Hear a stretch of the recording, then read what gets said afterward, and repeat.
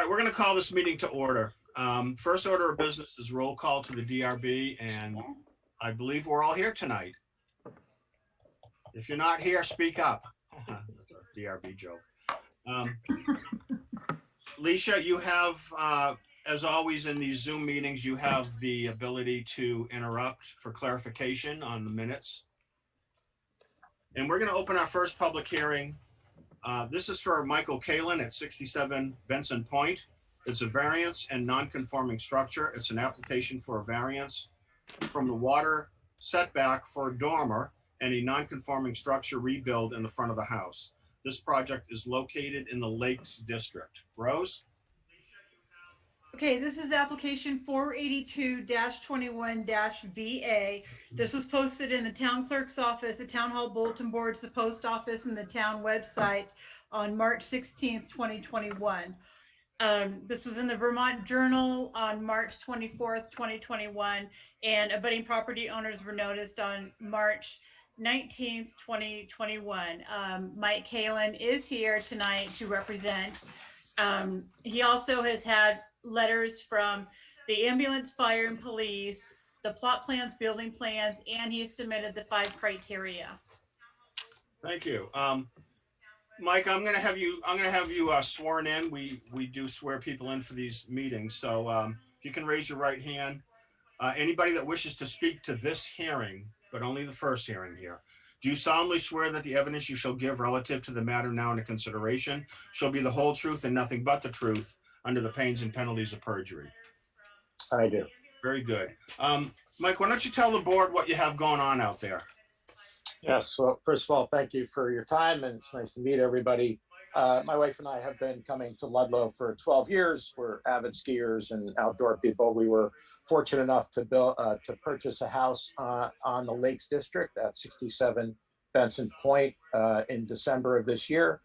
Upon purchasing the house, we found out that the stairs that go up to the second level were not to code, and we have documentation of that. To correct the problem, we had to put in a conforming staircase to meet the egress requirements. It's as logical as we could place it. That meant that the staircase to the upstairs, the second floor, bisected 2 bedrooms, and therefore we had to move one of the bedrooms to a dormer above the garage. It's all enclosed. The garage was a pre-existing structure.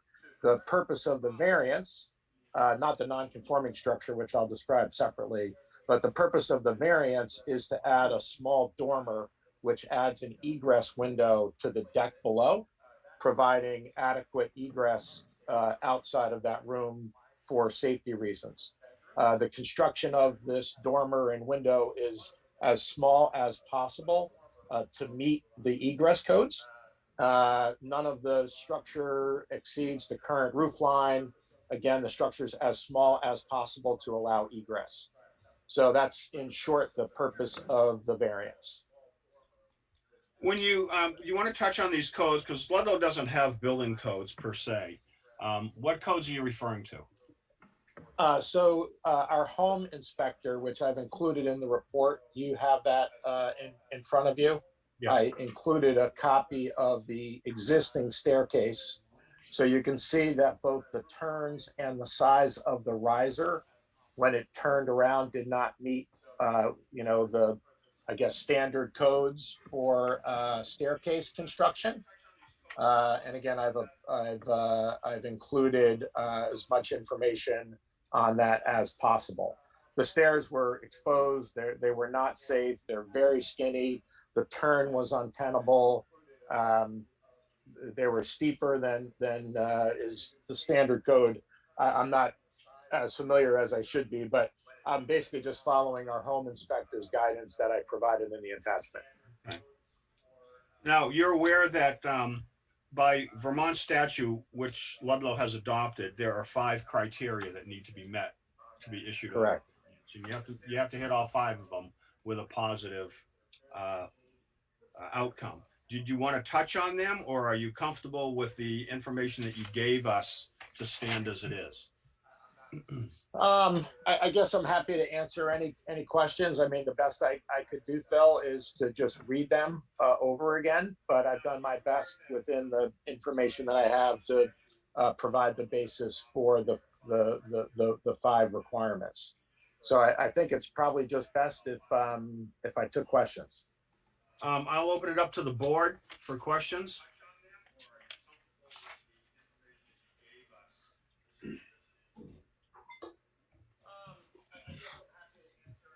You guys out there? All right, well, I have a couple.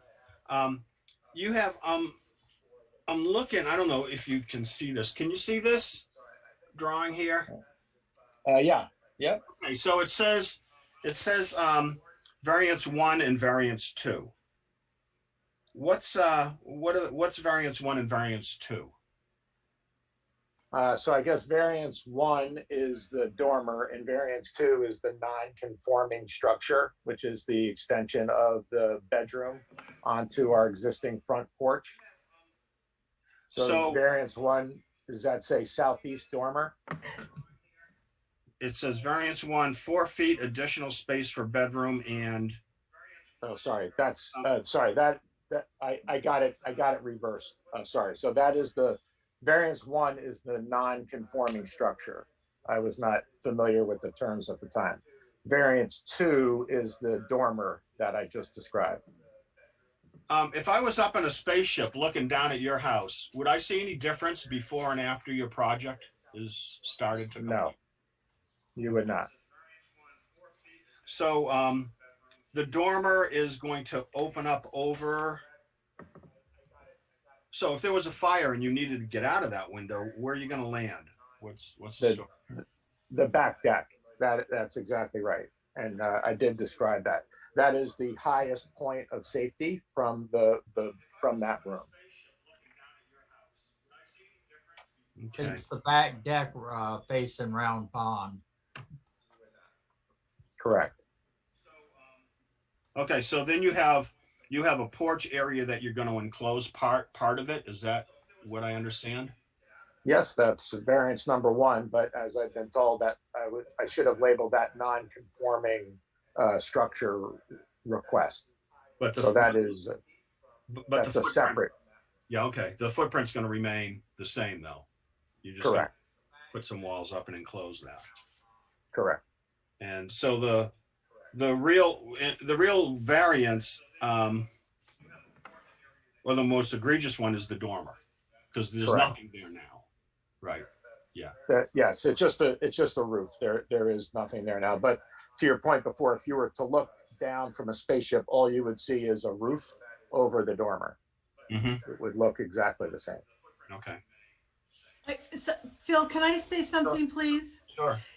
Terry, can you check the waiting room? Because Jeff Billings is in there, and there's some other people in there.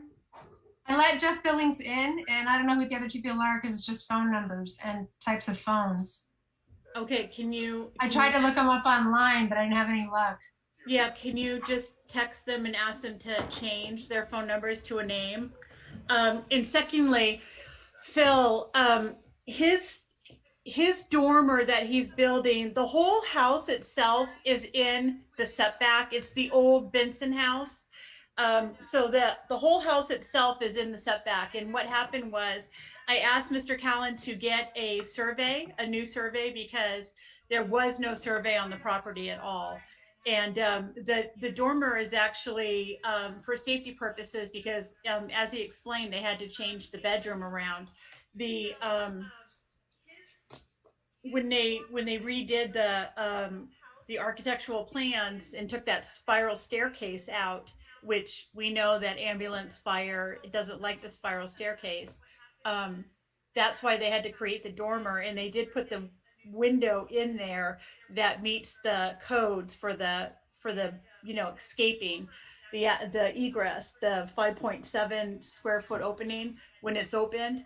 But the house itself on two sides doesn't meet the setbacks for the water. The water surrounds it on two sides. Every other point of it does meet the requirements, but the porch that he's enclosing that's already a porch. He's just enclosing it. So that's the non-conforming structure part of it. We Mhm. did change the document so that it should have not said 2 variances. I think that got mixed up with the fact that there was several different paperwork, and it just got mixed up in the paperwork that was sent, because there was a document that says 1 variance, and then the non-conforming structure was the second one. So there is the variance of the dormer, and then the non-conforming structure of the porch. Okay. And the porch is already existing. It's just being closed in. Okay.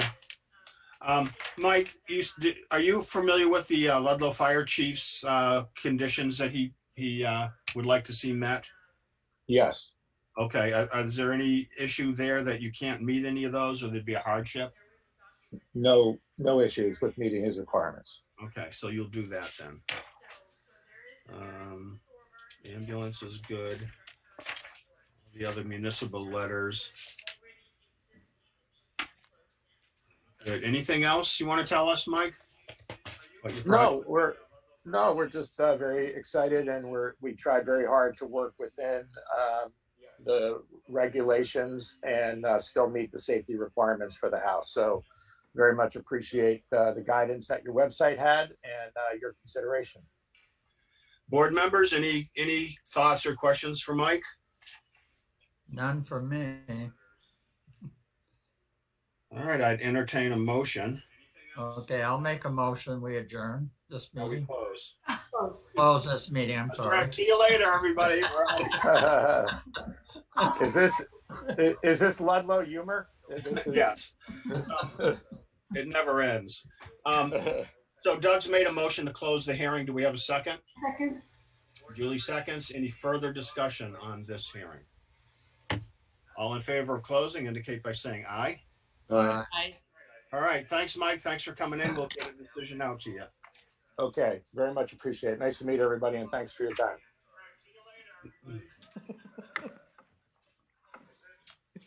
All right.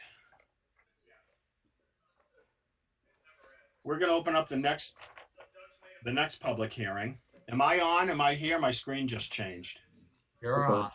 I'm on. So this is a public hearing for Divided Sky Foundation at 262 Fox Lane Extension. This is both a local Act 250 review and a conditional use permit to change the use of the Green Mountain at Fox Run Weight Control Facility to a substance use disorder facility to treat 40 individuals through detoxification and residential treatment. The facility will employ 30 local professional staff at full capacity. This project is located in the residential commercial district. So this hearing is now open. Just a couple housekeeping items I want to go over before we get to business here. Kind of how we operate. The DRB can go take a break because I've heard me give this speech more than once. But I just want everybody to be clear on how this is going to go down. So Ludlow has a development review board that's on the record. And what that means is only 12 such boards in the state of Vermont. And what that means is it's a quasi-judicial board. You're all going to be sworn in and evidence will be taken. And the hearing is now. If this goes to court, if it goes appeals and goes to Superior Court, this will not be heard again by the court. It's being heard here beginning tonight.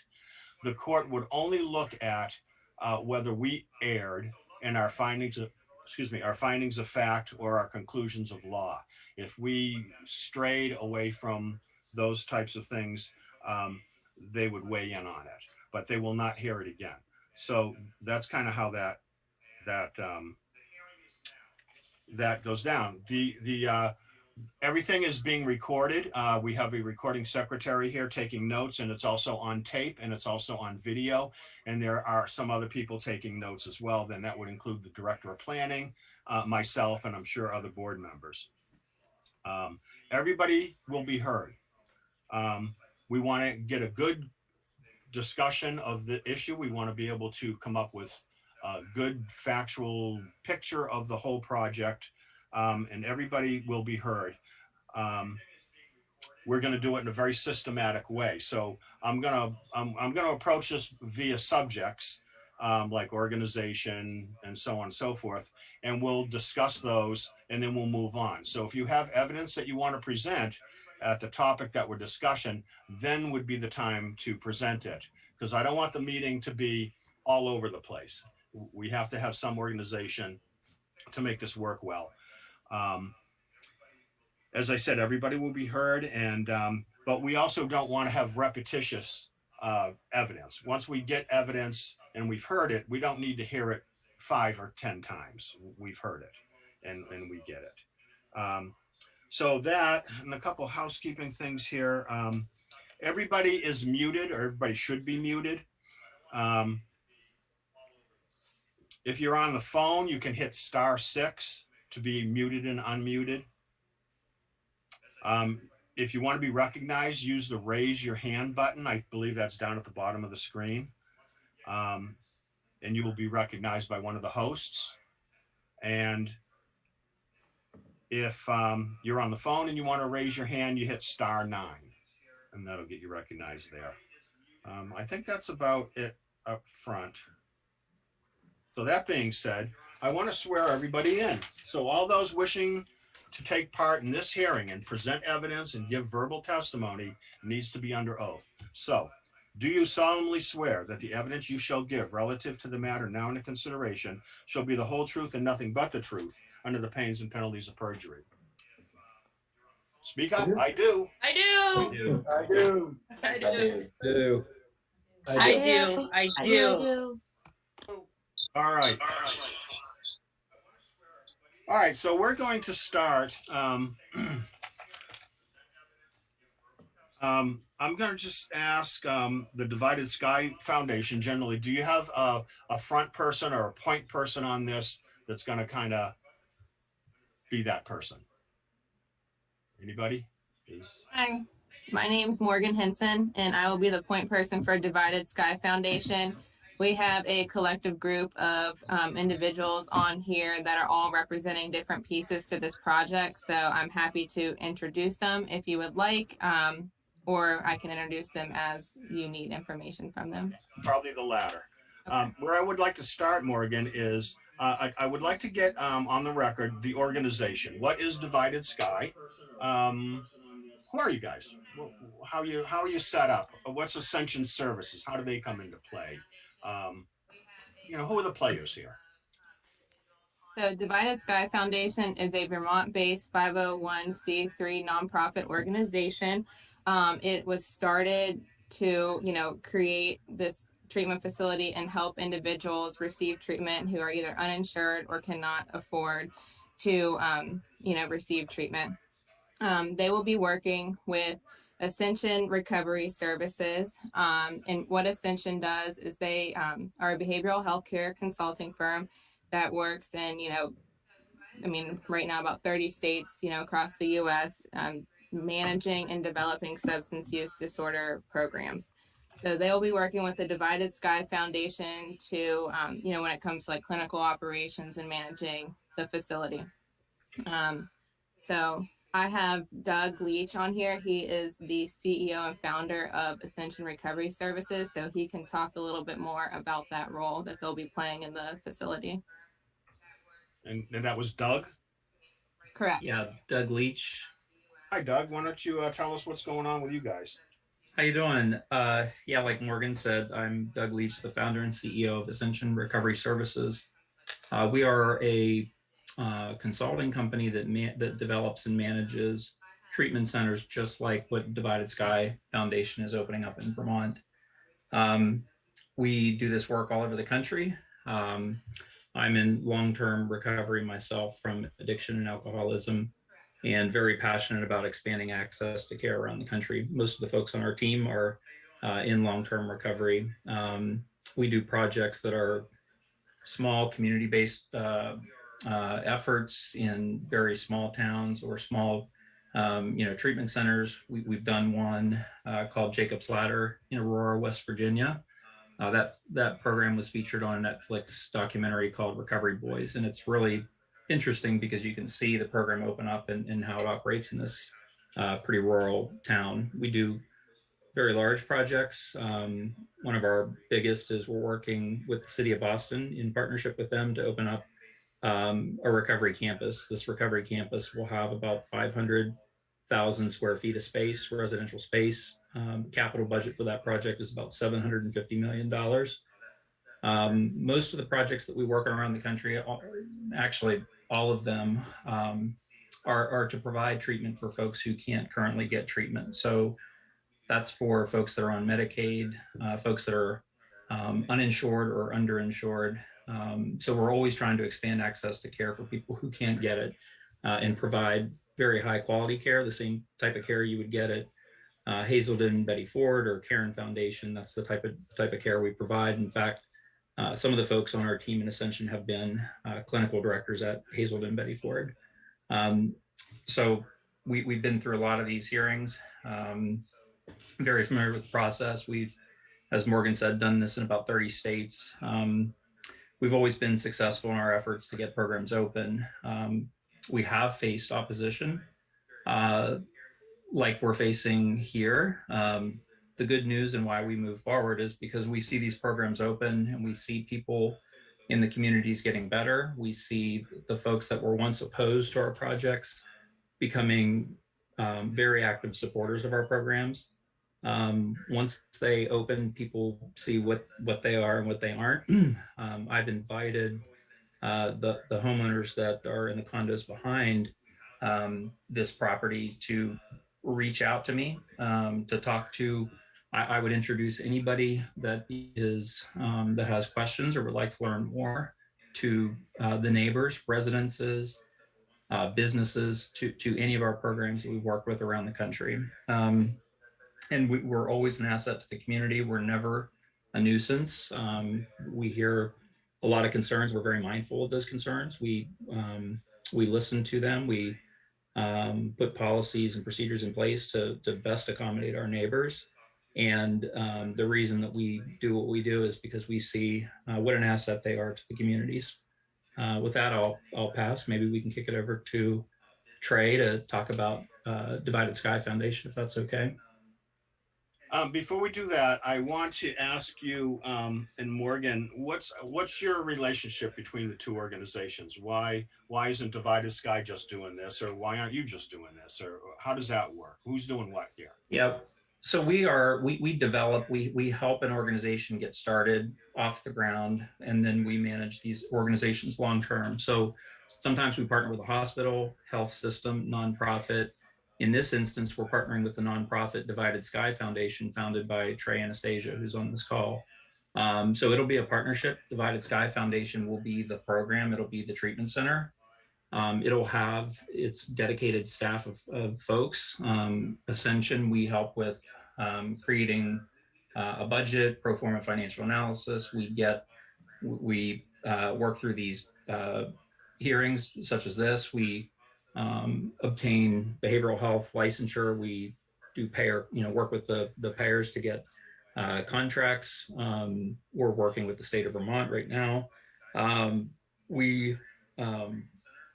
All of the facilities that we work on or that we're managing are accredited, which means that they're of the highest caliber of treatment centers. So either by the Joint Commission or CARF, which is specific to addiction treatment centers. So we take the process from planning an idea all the way through to help organizations that are new and starting out, like Divided Sky, to be successful, and for everything to be in compliance with state regulations, behavioral health licensure standards, and national accreditation standards. And then we hang around and we work with the organization. We help it be successful and grow, implementing best practices that we've seen around the country. So we really look at this as a partnership. Divided Sky Foundation is the entity. It is a nonprofit, and we are working with them to help effectively and efficiently launch this treatment program. Who does the actual care for the patients? I mean, hands-on, who's providing? Yeah, so we'll have staff at the facility. So we, since there's been news breaking about this program, we've received hundreds of job applications, lots from folks that are in Ludlow. We hire folks local to work at the treatment center. We bring in clinical director or different positions from surrounding areas if there's not people that need a job that fit that description right in Ludlow. So there will be a dedicated staff of nurses, licensed professional counselors or independent clinical social workers, psychiatrists. So we'll have a full staff from everywhere, from administration, answering the phones, to doing direct patient care. And who employs them? Divided Sky Foundation. Thank you. Board members, any questions about this part of the discussion? No? Okay. Could we have Trey talk about Divided Sky? Sure, Okay. absolutely. Yeah. Trey? Thanks, Doug. Thank you so much, Phil. Thank you, Rose. And I just want to start by thanking everybody on the Community Development Review Board for having me here and having us here. I'll give you a brief overview of Try to Speak from the Heart. My name's Trey Anastasio. I'm a founding member of the proudly Vermont band Fish. I moved to Vermont in 1983. My wife grew up in Stowe. We've been married for 27 years. We have many band members, both in Fish and my solo band, who are community members, two of whom live within an hour of Ludlow, and both of whom had daughters in the local school system.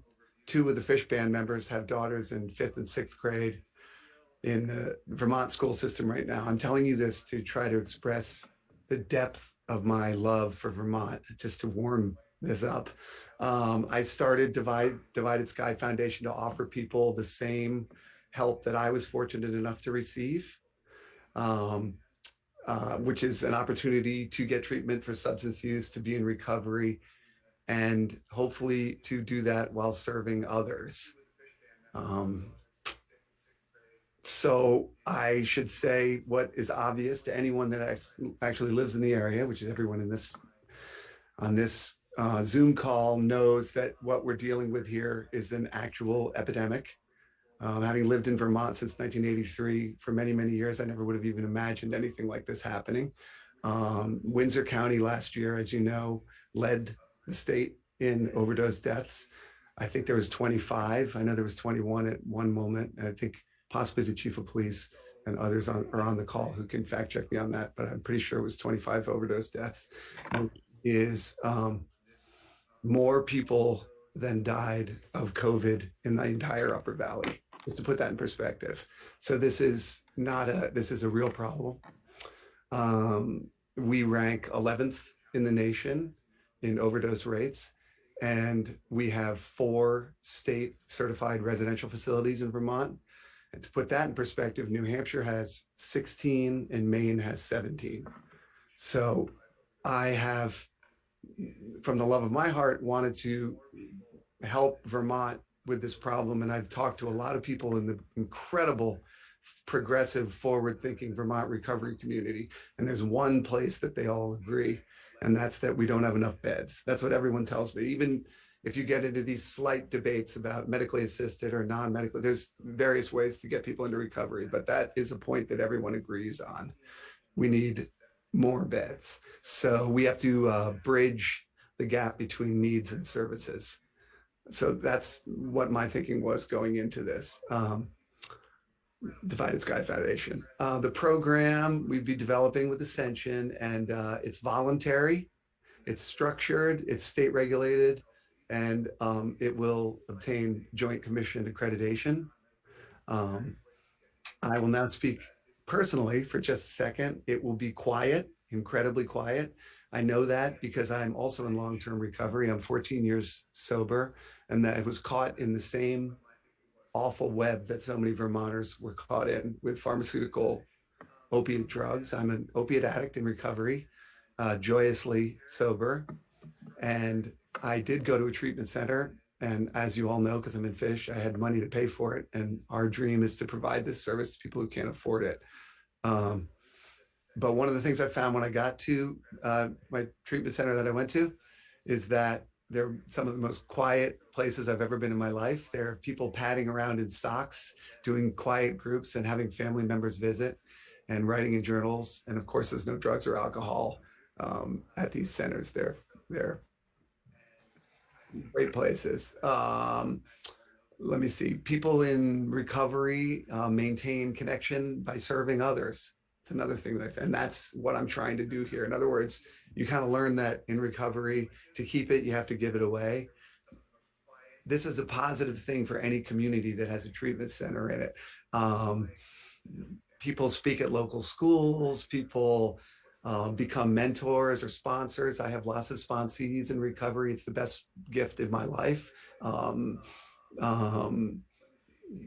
Communities that include treatment centers for sick and suffering members of their local community are vibrant, beautiful communities. That's been my experience. And honestly, I really think that every town in America should be clamoring to have a treatment center, considering what's going on since the whole thing started.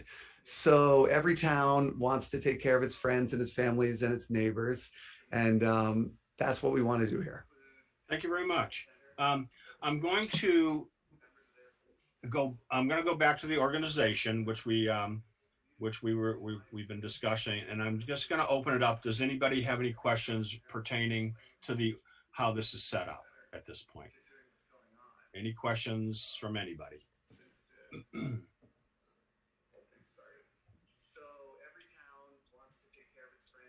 My hosts, are you guys seeing anything? Bill? Yes. Jim Hoffman wants to know. I just have a question. Is Riker Douglas still involved? I know Ascension and Divided Sky. Yep. Riker Douglas is not, Riker Douglas was going to be the purchaser of the property initially. We switched and pivoted. So Riker Douglas, represented by Matt Boggs on the call, has helped with the property development and search. That was acquired by the Divided Sky Foundation. So Riker Douglas right now is still helping with coordinating architecture, design and things like that, but is not going to be involved in the project long term. Okay, thank you. Did I hear somebody say that Jim Hoffman had a question? He's raising his hand. He's gonna unmute himself. I'm unmuted. Thank you. I have a couple of questions, but the first one, it's going back to the Riker Douglas Ascension Divided Sky situation. Who owns the property? Divided Sky Foundation. And who holds the mortgage on the property? Also, the Divided Sky Foundation. Yes, but who holds the mortgage? Who has the paper on the mortgage? Which bank? Yeah. United Bank. Okay. Why is that? I'm going to ask you, Jim, why is this pertinent? Well, I'm just going back to the fact that I think Riker Douglas is still involved in it, Phil. I'm just a thought that I had, because it doesn't appear that there's a bank involved in the mortgage, number one. And number two, Riker Douglas and Ascension seem to be on work orders and things of that nature with what's going on up there. So I'm just curious as to who really owns the property. We've answered that. Yeah, yeah. Go ahead, Jim. You said you had another question. Does it pertain to the organization that we're discussing? No, it actually pertains more to the other properties that Mr. Leach mentioned. If this timing is good for that. I just want to caution everybody that the DRB's role here is to gather evidence about this project. To be honest with you, we're not interested in who's paying for what. We're not. That has nothing to do in our findings of fact or our conclusions of law. So we want to keep it focused. We want evidence as to ultimately why or why not this project should proceed. That's what we're charged with. So, Okay, Phil, my question really is leading to that. Why this property? If I may, the Jacob's Ladder that you referenced, Mr. Leach, is in Aurora, correct? Aurora, West Virginia? That's one of the many programs we've developed, yes. Right, and you compared it to what you're going to do here. Can you describe the property there? This is just for a comparison, Phil, he compared it. No, I'm not comparing it to this project. I thought you did. Oh my God. Well, just the point that I'm making, Phil, is this, that the property there doesn't have another home within 2,900 in one direction and 1,500 feet in the other. And I'm just making the comparison that for the same size operation that they're trying to propose here is far greater property to operate on than 18 acres, of which over half is on a 30-degree pitch. That's all. I just want to point that out. thank you. Any other questions pertaining to the organization and the setup of the entities involved here? Okay, we're going to move to the next one. I wrote down purpose, and my question is why is this needed? So I want to get it out. We do have evidence that's been presented in the forms of letters. I've gone through every single one. I've read every single word. And there is, in some of the letters, there is evidence, and I'm going to point that out. And most of the letters, though, are repetitious. You know, they're stating the same thing, so we don't need to discuss every single one. Do I go back to Morgan, maybe? Why is this needed? I mean, Trey touched on it in his discussion, but why is this needed? Why would you want to do such a thing? Absolutely. So the reason we chose Vermont is because whenever we're looking at any area that we want to go into, we focus on the need. Vermont is currently ranked 11th when it comes to opioid rates, overdose rates. And there are only 4 treatment centers in the state of Vermont. And, that right there shows that there is a significant need. So not only do we look at that information, we also reach out to stakeholders in the community, other organizations that work with people in recovery and ask them, what could you use more of in your state? And a lot of people pointed back to residential treatment centers. We looked at Windsor County specifically because it had the highest overdose rates, along with, the beautiful property that we found there on Fox Lane. It made it a perfect location. So, the purpose is pretty much to address the crisis that is occurring in Vermont. Does anybody else want to weigh in on that as to why this is needed?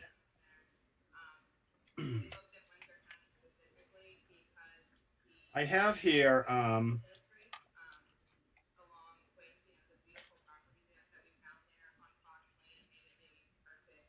some documentation from Turning Point. Are you familiar with Turning Point? I am. And they're just providing evidence saying, of the need.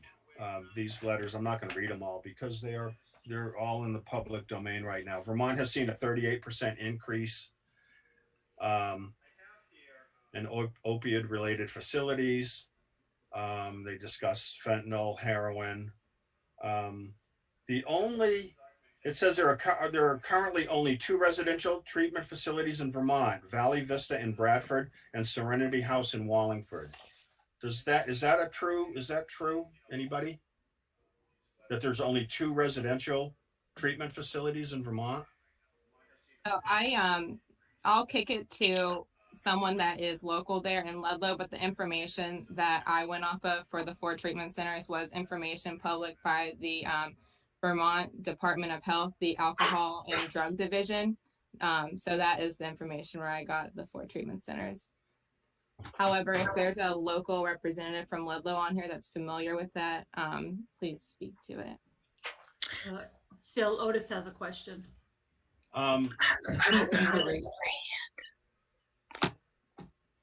Unmute Otis and talk to him. Can you hear me? Yes. Yes. Yes. You asked if what the need is. I know 3 local kids that just passed away within the last year, right in the Ludlow area. And I'd say that the need is definitely needed here in Ludlow, in the surrounding areas. Thanks. Can anybody answer me, is the Brattleboro Retreat a residential treatment facility? No, No, not anymore. No, Not anymore. not anymore. Okay. We have here a letter from, Bill, yes, who answered that Brattleboro was not?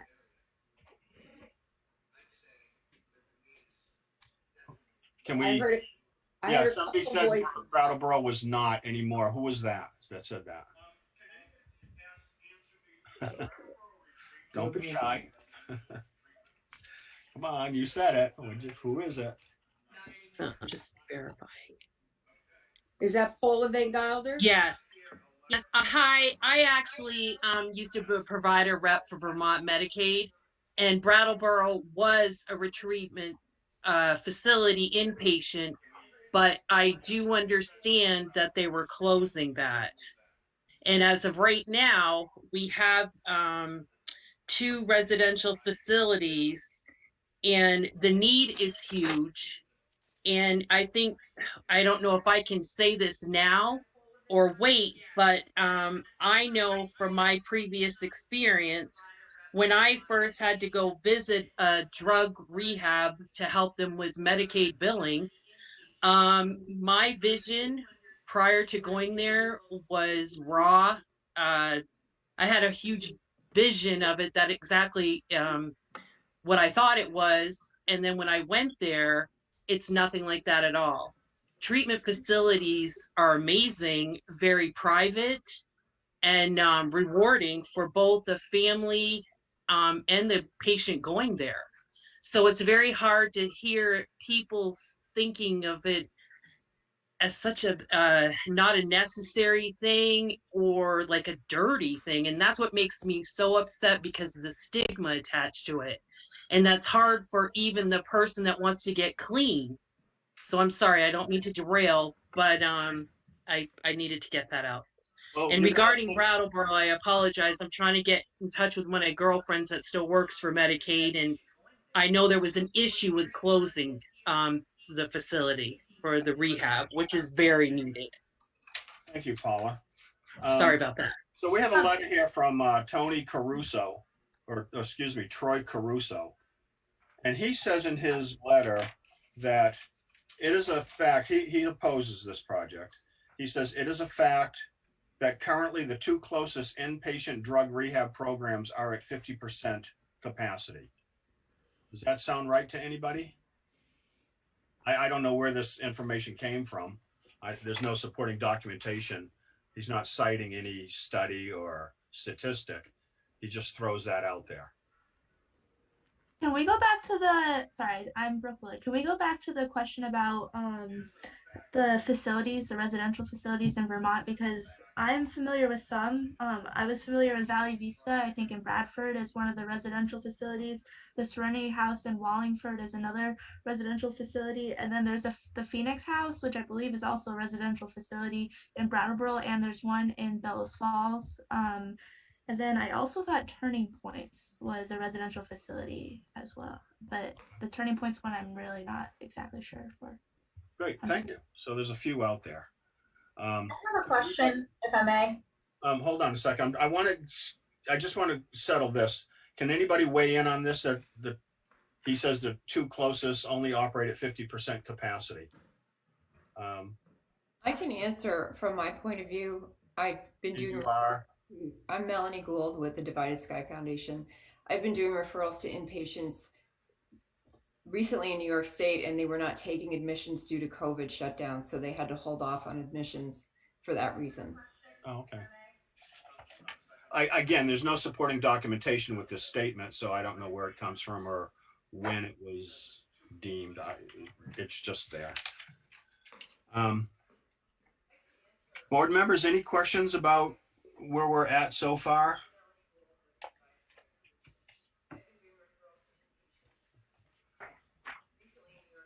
Okay. So we have a lot of evidence here, actually, through letters and so on, that there is a need for this.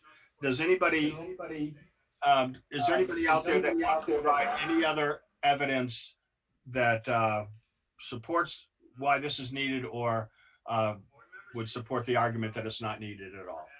Anybody?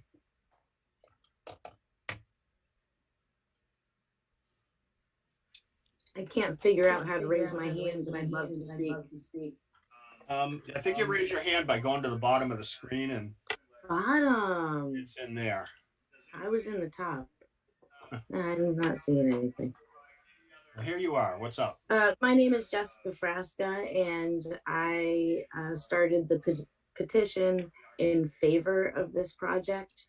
My daughter, Emily, as stated in my petition that I've admitted to the office, became an addict here, grew up here in Ludlow. I've lived here since I was 17. I recently bought a piece of property and a business in Chester, but I'm still very attached to the town of Ludlow. And I am sure that if the treatment centers are only taking 50%, it's because of COVID. I know for a fact that it's almost impossible to find help for someone who is looking for recovery. And that is the most important time to get them there. I tried to get help for my daughter, and there were no beds available, and she passed away right before Thanksgiving. And I really feel that if this center was here, it may have saved her life. I unfortunately have been contacted by maybe 30, 40 people since Emily passed away, where they are locals who are in the same boat that I am. Or they have a family member who's an addict, and it might not just be heroin, it might be alcohol, which is a legal substance. Everybody, it could be a bunch of different things. But I think Somebody it's is talking. Please mute. Jessica, you have the floor. Thank you. I think that it's desperately needed in the state of Vermont. The closest one that was around was almost 2 hours away, and no beds available and nobody to help you. And when that addict is ready to get clean, that's really the most important time to get them the help that they need. And I'd really like to see this happen in our community. And I have over 180 full-time residents that signed my petition in favor of this project. I'm not sure how many he has, but I did admit 2 letters, and they all have facts in them. And I just really want to see this. I really want to see this project move forward. And I thank everybody for trying to do it here in our community where Windsor County needs it so desperately. And thank you very much. Thank you.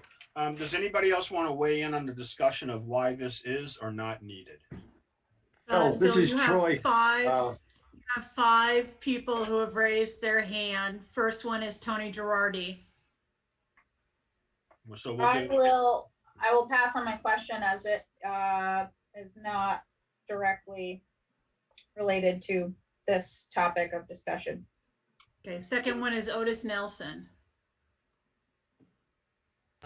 I just wanted to point out that the letter that you were talking about from Troy, I believe it was, he's on this meeting. I can see him on there.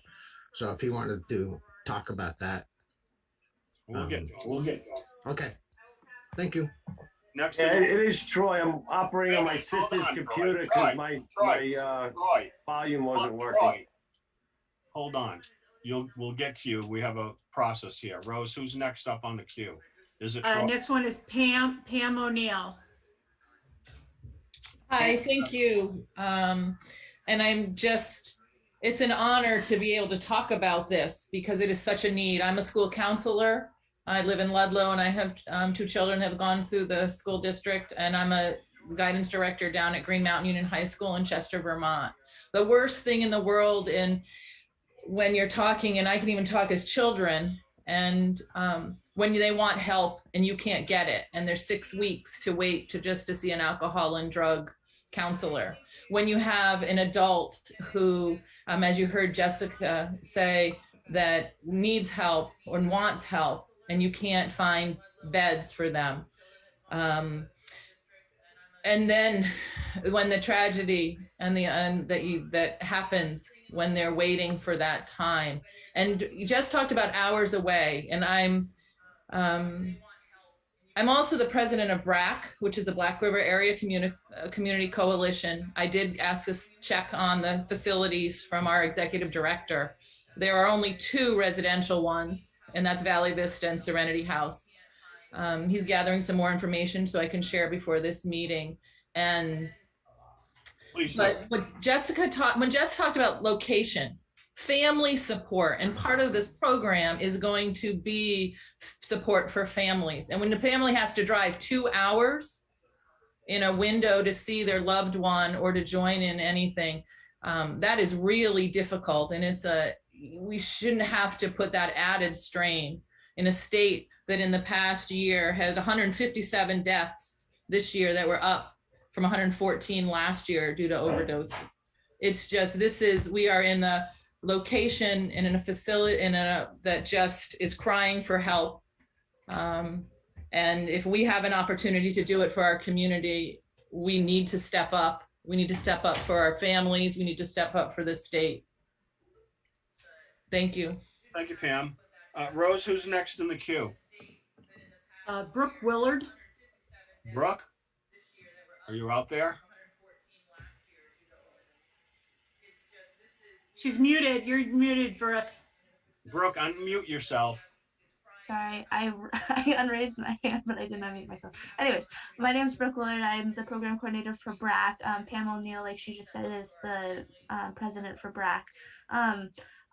I'd like to kind of speak on behalf of from a personal standpoint. Really, I am a resident within Ludlow, obviously, and I have had 3 peers of mine within the last, from about November all the way until really March, when COVID first started, all the way until November. There's been 3 of my peers that have passed away due to accidental overdoses from heroin and fentanyl and whatnot. And I really do think, from someone that's relatively young, seeing some of my peers pass away from this, it's truly is heartbreaking. And I do think that Ludlow does have a very like what Morgan Hansen said, like a beautiful location. And not only that, but because Windsor County has such high overdose deaths, that it would be truly a blessing to have a treatment facility in Ludlow. I work with the community as well. I am certified as a recovery coach and a family coaching specialty trainings as well. So I, like Otis, is very passionate about helping people within recovery. And I just wanted to throw that out there. Thank you. Thank you for your thoughts. Next, Rose, who's in the queue? It was Janine Corning. Janine, you have the floor. Unmute yourself. Yeah, it's unmuted. It's Troy. I'm using my sister's computer. I couldn't get through or speak. The mute is not allowing me in. Okay. So I just wanted to answer that question from before. How do we know 50% occupancy? We actually sponsored somebody in Ludlow, and they just came out of rehab about 2 weeks ago. And they were there for a week. It is inpatient. There was plenty of room, and he was there for a week. So. Where's there? Brattleboro, right? Serenity House. Rose, who's next up? Anybody? It's Paula Van Gudler. Paula? Hi. I just wanted to let you know I've been chatting with a coworker that I used to work with at Medicaid. She's Sue Ellen Batiji, and she said yes, Brattleboro is still open. However, their beds are full. And she goes, what's happening right now is that they're sending people needing treatment out of state. So she is huge with this. She actually does Tuesday morning meetings that would stress the fact that, yes, we need a facility, and especially around here. So I just thought I'd share that. Thank you. Terry, Rose, who's next in the queue? Michelle Stinson. Michelle, you have the floor. Unmute yourself.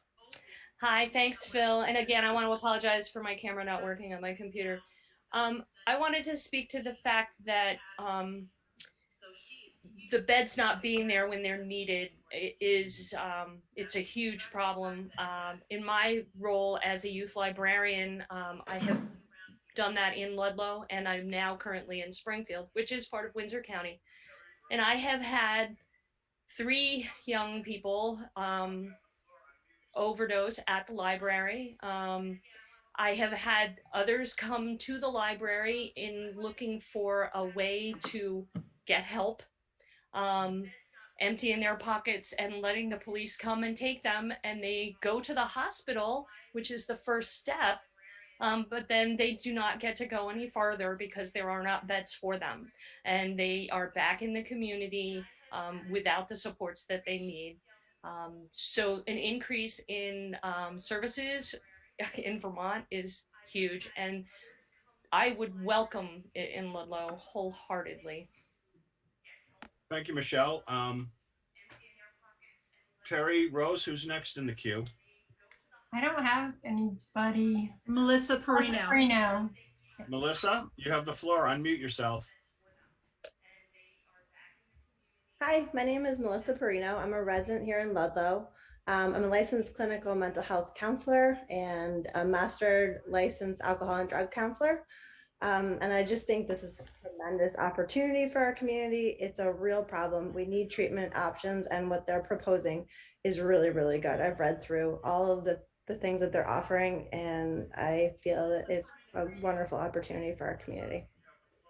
Thank you. Hosts, is there anybody out there still in the queue? Pam O'Neill. Pam.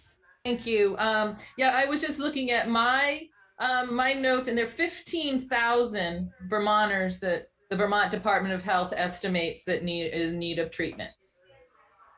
So with even just, whatever the number, 2, 3, 4 treatment centers, there's 15,000 Vermonters that could use treatment. And that's from the Vermont Department of Health. Thank you. Anybody else in the queue that wishes to weigh in on this subject? Looks like Jim Hoffman wants to say something. You got to unmute, Jim. Jim, you have the floor. We can't hear you, sir.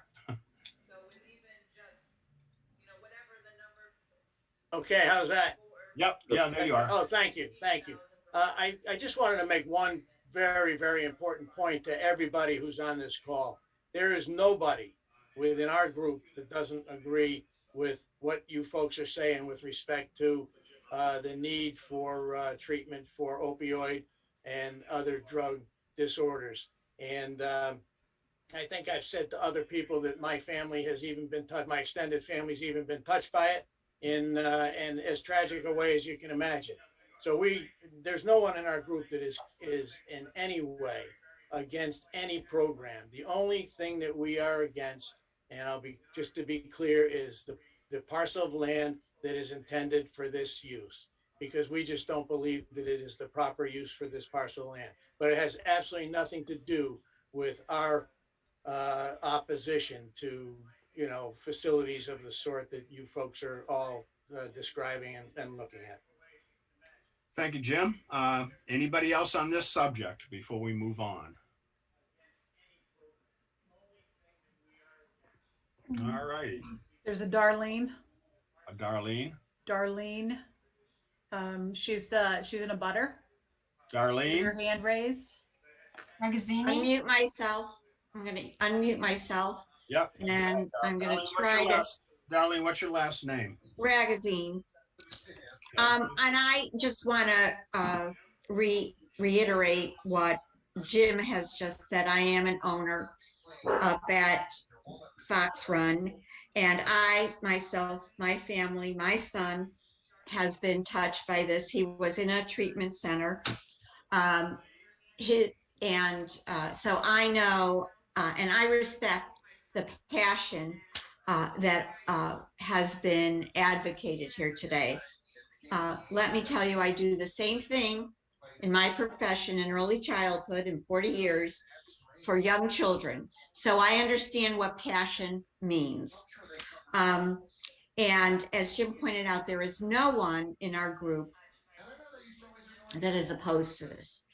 But I will say that it is far, and I want to say, and I'm quoting the words of the young woman, again, I can't think of her name, from Divided Sky, the perfect location. It is just wedged in. It is such a tight area that Darlene, we're going to get to all that. All right. Okay. Yeah. All right. You're a little bit of Okay. a little bit ahead of us. All right. Anybody else in the queue on this subject? I don't have a raise hand option, but I will wait in the queue until you call on me. Go right ahead. I just wanted to thank Darlene and Jim for their comments, and I'd like to pass it over to our attorney, Chris Roy, to speak on this. Sure. Thank you, Morgan. This is a very short point, but I did want to get it out at least some point this evening. One thing to keep in mind, because this is a residential treatment facility and it would be regulated as a healthcare facility under the town regs, is that the town has an obligation to treat these residents and this facility fairly under the Fair Housing Act. And the reason for that is that under the definitions that apply under the Fair Housing Act, the individuals who are residing there and getting treatment are covered by the act. Their treatment is covered by the act, and as a consequence, the town has an obligation to reasonably accommodate their treatment and residential situation. Previously, this was a ski lodge, and then it was a weight loss clinic, and now it's going to be another type of residential facility, arguably one that's even more benign than the other two. But when people start talking about this kind of residential facility, I think that we all have to be mindful of the Fair Housing Act. If there are any further questions, I don't want this to devolve into some legal debate. I'd be happy to take that up with town council or anybody else later on, because I don't know that this is the appropriate forum for that. But I did, given the fact that this is an on the record hearing, I did want to get that out there. Thank you. Thank you. Anybody else on this particular subject? Why is this needed or not needed? Okay, we're going to move along to the next bullet point that I have, and this is the biggie: zoning. Can it be here? We certainly have a lot of letters that are referring to section 460 of the town bylaws, town RC district number 1. And I'm going to just read it because I should. The purpose of the town RC 1 district is to provide for limited commercial uses in areas where there is residential development to serve primarily the needs of those residents. The character of the area should be protected and enhanced with the provision of shopping facilities. That particular section was mentioned in a lot of the opposition letters. So I'm going to just throw it out there. Can it be here? Can anybody respond to that particular set of the zoning regulations as to why it should apply or should not apply? And my host can tell me who's ready to speak. Anybody? You got the floor. Tony Girardi. Thank you. Mr. Chairman, in addition to the zoning, the RC1 zoning district definition that you read out, we also want to make clear for the record that the purpose of this zoning district, the RC1 zoning district, the purpose of the zoning district and the character of this area is defined as rural, quiet, with private homes, with a quality of life that people have come to appreciate and expect. And we're here tonight, Fox Run Homeowners Association folks who live very, very close to this proposed facility. They certainly think that this is going to change the character of the area. And many of those folks are here tonight.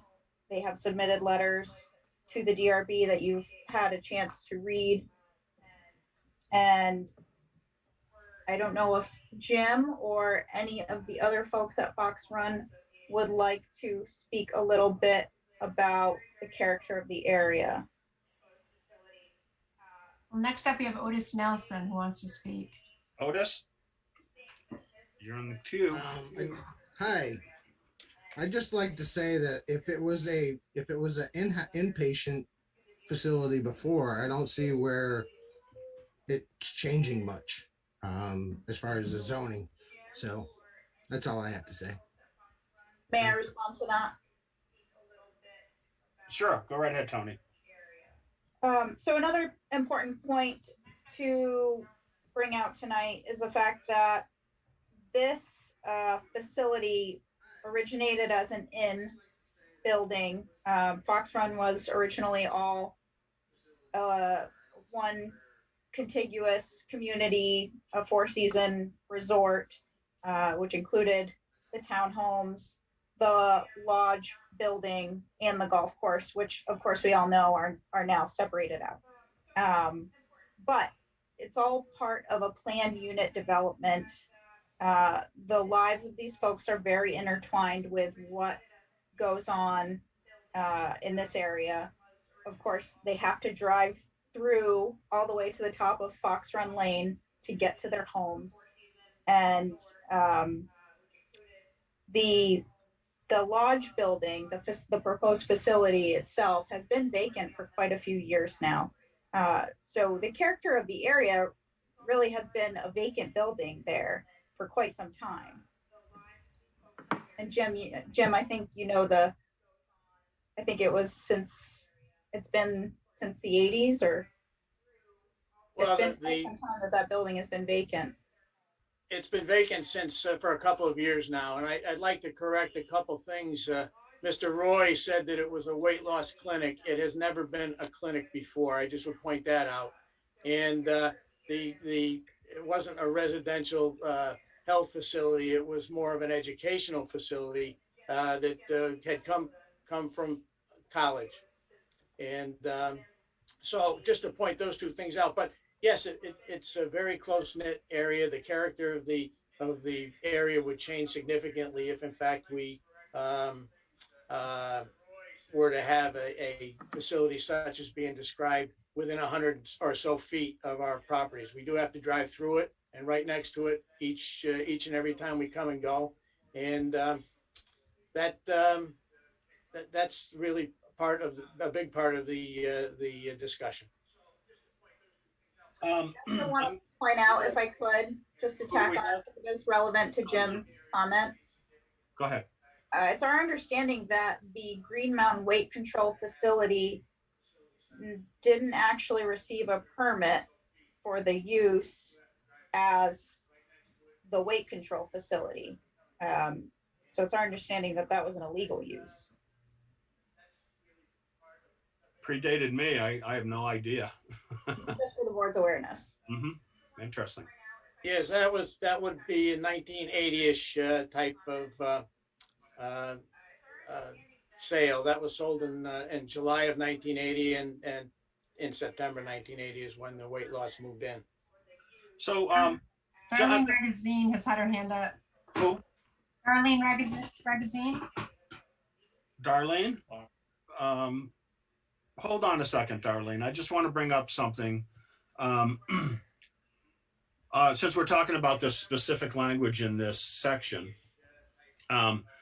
it says that the district is to provide for limited commercial uses. Unfortunately, Ludlow zoning doesn't have a definition of what a limited commercial use is. I looked through it all today. I couldn't find anything that was even close to it. And you know, zoning's not perfect. This is one of the examples. I'm sure the Planning Commission will be working on this sooner than later. And it says the development is to serve primarily the needs of those residents. Let me just ask generally, if the golf course wasn't there today and the golf course wanted to be there, they came in with an application in your neighborhood and they said, yeah, we want to put a golf course in. Would you consider that serving the needs of the residents?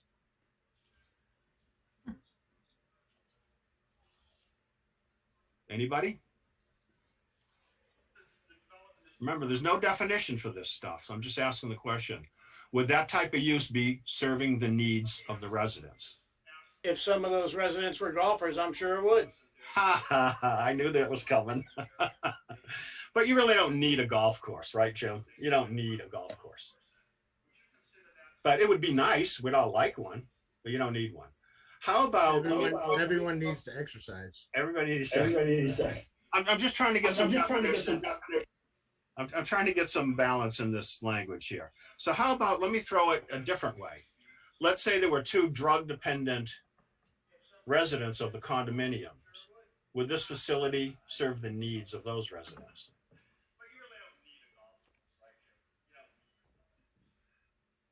Only if they Hypothetical question that Right. I don't know. That's because it's all nebulous. That's where I'm going with this. It's hard to put it's hard to put definitions on some of this stuff when it's not defined and there's no explanation of what limited use is or what the needs of residents are. You're absolutely right, Jim. Thank you. It does. It becomes a very subjective discussion. Sure. Yeah. Sorry, I didn't use the hand raising function. I also would like to point out the purpose of, you mentioned just a moment ago that there is no definition in the Ludlow zoning regulations for limited commercial uses. But there is some guidance from the Ludlow town plan, which states that there's emphasis throughout the town plan that the proposed commercial activity should be clustered in the village and not in other areas. So I just want to point that out. Mm-hmm. There's also emphasis throughout the town plan on the lack of affordable housing and affordable short-term rentals for seasonal employees, and the priority to address that is high. Mm-hmm. So those are just important distinctions that I wanted to note. Very good. Is anybody in the queue that wishes to speak to this? Darlene she's still in the queue and still had that question. Darlene, you have the floor. You can unmute and speak with us. Okay, so I'm just going to pick up where I left off and say that I was up there this weekend, and again, I'm going to take my early childhood, my education profession, and weave it into this. And there were the children who live in that building, playing around on the hill that is right next door, not even right next door. I really think it's the relationship between that building, and I think, Tony pointed it out. The relationship between that building and the Fox Run community at one time was one. And so there is literally no separation. The integration there is just, so visual and so close to one another that you have to think about how this change of zoning is going to play out in that whole community, because it's not just the building, it's the whole Fox Run community. To say it is the perfect location is far from an accurate descriptor. You know, the condos, the golfers come right down right next to it on the 10th hole. So, I mean, I would love to see a facility like this. I would love to have it on a mountain, you know, on one of our beautiful locations in Ludlow, which are many, many, many beautiful locations that are open to buy, to do something like this. But to put it in this particular spot, you know, again, I just would have to ask the board to really give deep consideration to changing the zoning for that. And come and see the children playing. Darlene, I want to clarify something for you. And in fact, I want to clarify this for everybody because I've seen this more than once already. There is no change in zoning here. The DRB does not have the authority to change zoning. The I stand corrected. is not attempting to change any zoning. There would be no zoning changes. The DRB interprets zoning. I stand corrected, and thank you very much. When we get into descriptions that are a little nebulous, we look for guidance from people that want to give us evidence, such as all of you guys, to help us in our findings of fact and conclusions of law. So we're not changing zoning, we're interpreting it.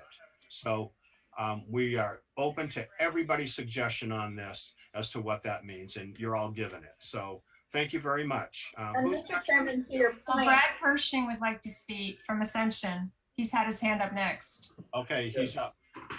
Brad Pershing with Ascension Recovery Services. We are having trouble with our attorney raising his hand, so we would like to pass it over to Chris Roy, if we could, please. Chris Roy. Have you not been seeing me? I've been. Oh, there you are. You're up. Yeah. Okay. Because I have like hand clapping and, you know, balloons as choices for reaction, but I don't have a hand raised. So I apologize. A couple things I want to address that you've raised, Phil, that I think are, you know, go to the crux of the thing here. And that has to do with, one, how do you get from sort of that broad sentence describing the purpose of the RC1 district to what that really means on the ground? And then second, how does that relate to things that are already there? So first of all, looking at, you have the broad definition of RC1 district, but that's not where it ends. Then you have the Planning Commission in enacting and amending these bylaws, then put together a list of that would be appropriate within this area.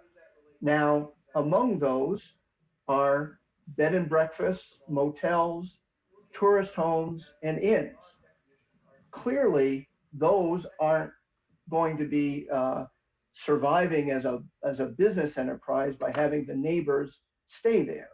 So there isn't necessarily this strict correlation between you can only serve your neighbors to be fit within this district. And, you know, keep in mind that the RC1 district follows a goodly portion of the Route 100 corridor on the two ends of town. So you have all of the mixed uses that are going on, you know, as you get a little further outside the district, but still in a commercialized Route 100 corridor, and all of the uses that go on.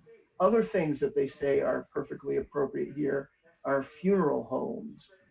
You've got sand or gravel pits, wind turbines, transitional housing. These are all things that provide a broader view of what is meant here. And I think it has to do with scale. I mean, you don't want to have a big box store in the RC1 district. That's not the scale of development you're talking about. You're talking more about a neighborhood scale development. And that brings me to the second point, and you had raised it with respect to the golf course. Could you develop a golf course now? You know, could you develop a ski area in Vermont now? That would be a tricky one.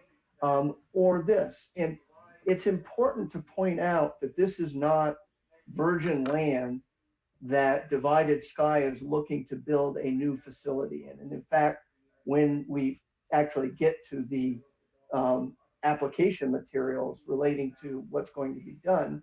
You have an existing building with residential rooms, administrative rooms, meeting rooms, kitchens, parking, grounds. None of that's going to change. The capacity isn't going to change. The residential use isn't going to change. The only evidence we've received is it's probably going to be quieter and more benign to the neighboring area than would be a ski lodge. As we all know, after a day of skiing, people sometimes congregate out in the parking lot and have fun. Why not? That's part of the ski vacation experience. But that is what this was previously, and to suggest that somehow what is being proposed here is more of an adverse impact on the character of the area, I don't think is a fair characterization.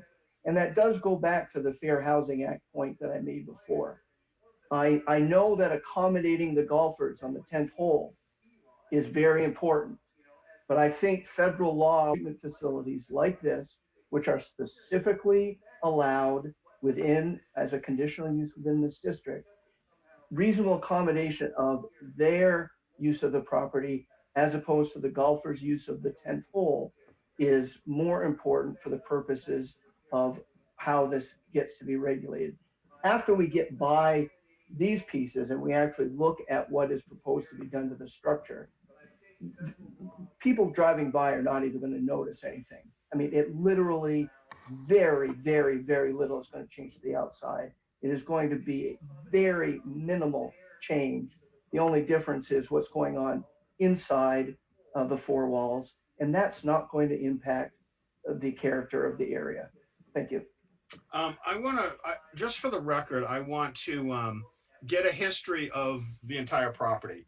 I don't know, Jim, if you've been there since the beginning, or if anybody, Rose, anybody, let's just get it on the record that this was developed in the 70s, maybe, and it was developed as a lodge and condominiums, all one piece. Is that kind of a correct statement? It was a restaurant too. I can speak to that, Phil. Let me speak to that, Phil, for a second. 1969, the Stanmark Corporation decided that they were going to build a four-season resort. The golf course was the old Fox Run golf course. They built the lodge. And in the process, they also built two sections of townhomes with provision to build more. And the townhomes were integrated into the lodge. And in fact, they were all of the rentals and all that sort of thing that the townhomes were actually investors in the project. And when the lodge was originally built, it was the rental agent for all of the townhomes. They had to commit 50% of their time to the lodge. The entire property at that point in time was basically one. The townhome owners had complete use of the lodge. They could use the game room down there, go to dinner down there. They had a restaurant. And it was sold several times. And in 1980, the then fourth owner of the property, in basically, I'll give you the Reader's Digest, in a clandestine move, actually sold the Fox Run, or the inn, if you will, to the Whalers. And it was done without any contact at all with the town homeowners. It was he was negotiating with us as late as June and July on removing some of our privileges and rights that went along with living there and usage of the lodge, etc. And then the next thing we knew, we read in the paper that in the Black River Tribune that the Fox Run Inn was sold. And that's how the town homeowners found out about it. We're tied in at the hip because all the water, all the services, all the maintenance at the time was all done by the Fox Run Fox Run Resort, even the outsides of the buildings and whatnot that we occupy today.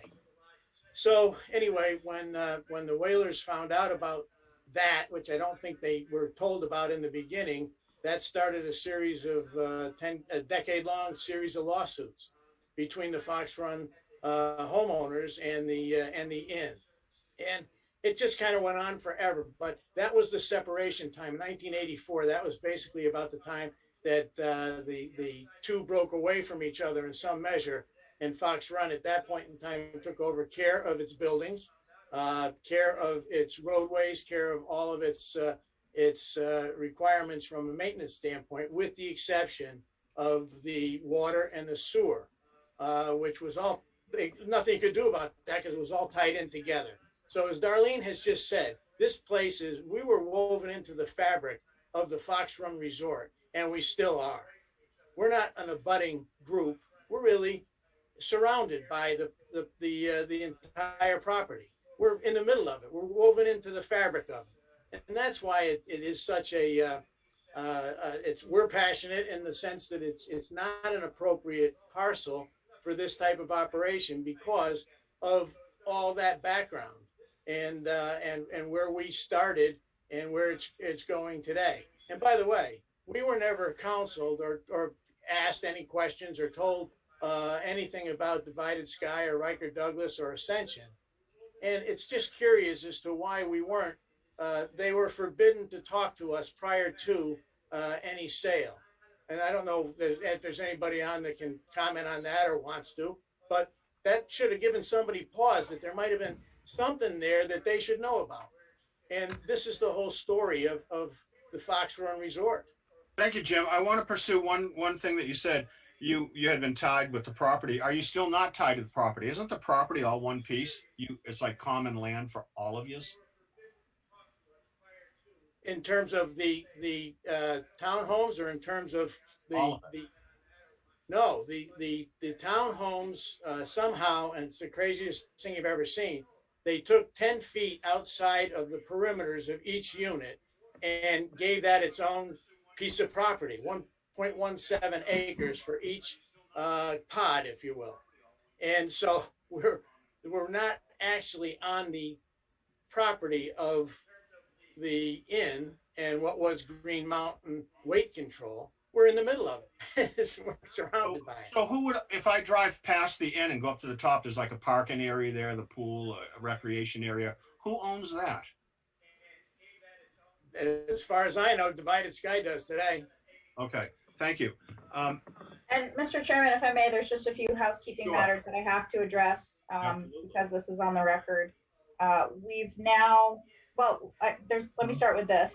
Again, I want to draw out section 2.3 of the town plan. The goals, one of the goals of the town plan is to allot sufficient space in appropriate locations for commercial businesses. As you've heard, the folks at Fox Run are completely embedded in this, what was a planned unit development. They certainly are concerned with the effect of the character of the area that the proposed facility would have. And, you mentioned a moment ago that, or you posed a hypothetical involving a golf course. One concern that our folks have is that they have invested in real estate here. Real estate is one of the largest investments that someone will make in their lifetime. They are concerned how the proposed facility would impact their property values as well. Again, given that they're woven into the fabric of the Fox Run development. And we do need to reserve the right to present a rebuttal witness on this topic, which will probably be needed in a subsequent hearing. Very good. Thank you, Tony. Sounds like a suit. And just one other point, you also mentioned that this is very nebulous. There's a lack of definition for what is a limited commercial use. And I would err on the side of caution and what the DRB, or to what extent the DRB can enforce nebulous provisions. Nebulous provisions are unenforceable, would be my argument. That's why that's why I said, it ends up by interpretation. That's what the DRB does, is it interprets the bylaws as they're written. So yeah, some are nebulous, some are not, but either way, we're still going to interpret them, and to the best of our ability. I have a question for Jim again. Was the lodge open to the public? Yes, it was. Thank you, Jim. Phil, I have a question. Sure. It could be for Jim or Morgan Henson. The septic system that supports the I guess the lodge, the weight control center, and the condos, is that still a shared system that is on the golf course? I guess it's maybe the 10th hole or something. Mm-hmm. Is that still there? Is that still a shared system between the two? It is.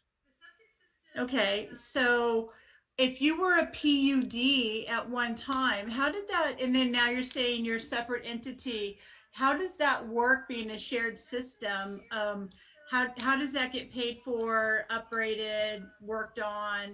How did that get worked out if you weren't told that someone was going to buy the building, and how did that contract get worked out? Well, that's a good question, Rosemary, and the answer is that the owners that purchased it in 1980, according to my records, were unaware that they had the responsibility to maintain and provide the water and the sewer for the townhome units, as well as, of course, the inn which they were occupying. And the reality of it is that has never changed. They still have the responsibility, and 100% of the responsibility, according to the warranty deeds that are on file in the offices downtown, that indicate that be the case. And it does run down underneath the golf course. Yes, it does. It still operates the way that it was when it was initially designed. Phil? Yes. I know in 1989. Excuse me a second, Rose. Jim just said something different. You referred to it as the septic, and Jim referred to it as the water sewer. Which is it? It's two separate things, Leisha. Is it a I should have septic and said a sewer? septic. It's septic. It does not run into the sewer, Alicia. I misspoke. It's septic. Thank you. I wanted to make clear. So I know in 1989 that the septic had a failure, and it was replaced at that time. So what did you guys upgrade during that time? Did you include any extra bedrooms in the condos, or were you always the same? No, the condos have always been 4-bedroom, 4-bath. Okay. The second thing is that we received a site plan survey from the Divided Sky, and that shows still to this day that it appears that you're all on the same property. I'm not sure, Morgan, if you're engineer or MSK, I think it was, that did that. Is that, maybe they can correct me if I'm wrong, but I thought that the properties were still on the same property. Hi, Rose. This Matt Boggs here, Riker Douglas. I've been working primarily with the architects on the property, but we do have MSK engineers. I think they'll be able to appropriately address any questions with regards to the drinking water or wastewater and systems. Okay, I just wanted to make sure that the upgrade is, that it holds the same amount of people in the lodge and in the condos, and that there hasn't been like a change or anything. But, and also on the site plan, I just wanted to, I was confused when Jim said that they were bumped off, and because, that they're on a different property, because on the survey, Matt, it looks like they're all still on the same property. We are on the same property. We are on the same property. I think at this point, it's most appropriate to let MSK, who submitted the survey on our behalf, kind of talk about, who shares what system. And I think they should be on here. Pat, are you still on here? Yeah, we've got Pat Smart. If you would be so kind to unmute him. Thank you. He's not muted. Hi, I'm Pat Smart with MSK Engineers. We did prepare the site plan. We did not do a boundary survey as part of the work to prepare the site plan. We obtained the boundaries were obtained off parcel map data that we were able to access that was already available. So you can't confirm what Jim said? I can't at this time. We could look into clarifying the parcel boundaries and if necessary. Okay, thank you. If the septic, did you? Oh, yes. Did you clarify the septic? I'm sorry. Thank you. We can clarify that the septic, the drinking water and wastewater facilities that serve the in-building also serve the townhomes. So all of the infrastructure for drinking water and for wastewater serves both the townhomes and the in-building. And there's no increase in usage for both, for the new use? That's correct. Okay, thank you. All righty. So this is going to kind of bring us into the site plan part of the discussion here. Phil, there are people with their hands raised. Ellen McArdle, Tony Girardi. Brian Maggie has been waiting the longest. All right, first in the queue. Let's roll.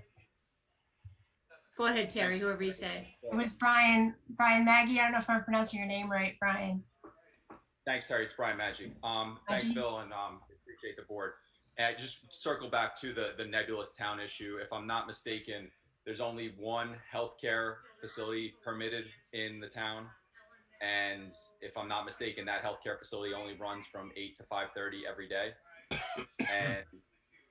And this proposed facility is a 24-hour facility. So when you refer to the golf course and the precedent that's set, and maybe hindsight being 2020, maybe the golf course wouldn't be there today. I would just encourage, as we talk about this, think about the precedent that this may set for a facility going forward. Thanks. Thank you. Next in the queue. Darlene Magazine. Darlene. Darlene, you're on mute. If you were up there this weekend, you would really, Chairman Carter, if you drove up there, you would really see the relationship between us and the facility, because they were digging up the sewers. They started at Fox, they started with us, then they dug up through the Fox Run facility, and then they dug up through the 10th hole. Who's they? A sewer a company that was hired to do that work. Jim, you might know the particulars. This was this weekend? Just over the weekend. It was just this weekend, and we were up there, and we have a spot on our lawn in the front, and then they dug up, and they had there's a round driveway, and then there's a section that they dug up through the through the lodge, and then down they dug up on the 10th hole. So you could see it if you drive up there. You could see everything being dug up. So that really shows the relationship between the three of us, or the two of us, and the golf. Does anybody know? Can anybody shed light on what was going on there? I can pass it over to Pat Smart from MSK. Yeah. He has knowledge on this. Pat? So, I'm just pointing out the relationship between us again. Would you like? I'm happy to answer questions about the wastewater infrastructure and current maintenance activities of the property. In late March, there was an observation in the golf course, what appeared to be wastewater surfacing in the, near the fairway, where the septic tanks are located, was observed. And in response to that, we notified the state of Vermont indirect discharge program pursuant to the requirements of the permit for the septic system.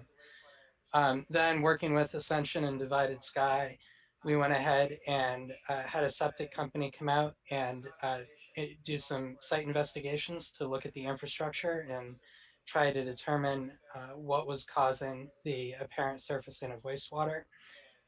We have done, we've done several different tests, some remote camera work of the existing infrastructure. We also ended up excavating test pits in select locations, and then also excavating down on the golf course in proximity of the septic infrastructure. We did find a leak in a wastewater pipe, a broken pipe that was clogged with solids, and it was a pipe that conveys wastewater directly from the townhomes down to the leach field. And that pipe was broken, and it has since been repaired. And that maintenance work is what had been going on recently. From what I'm hearing is that the septic system is also the condominium owner's septic system. I mean, they're all on the same system. Is that correct? Collectively, it's, yes, the wastewater and drinking water infrastructure are tied together for both the townhomes and the in-building. Okay. Okay, thank you. Yeah. Ellen McArdle has had a question for a while. She doesn't have a raise hand thing. I don't have one of those options, and thank you.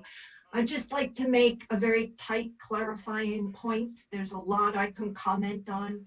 I am representative of a 40-year history in the Fox Run community. My father is one of the original owners. Once it became residential units, when we purchased as a family, I represent 3 generations that have coexisted there with the inn, the Fox Run Inn, or the Inn at Fox Run, and when it switched to a weight loss center.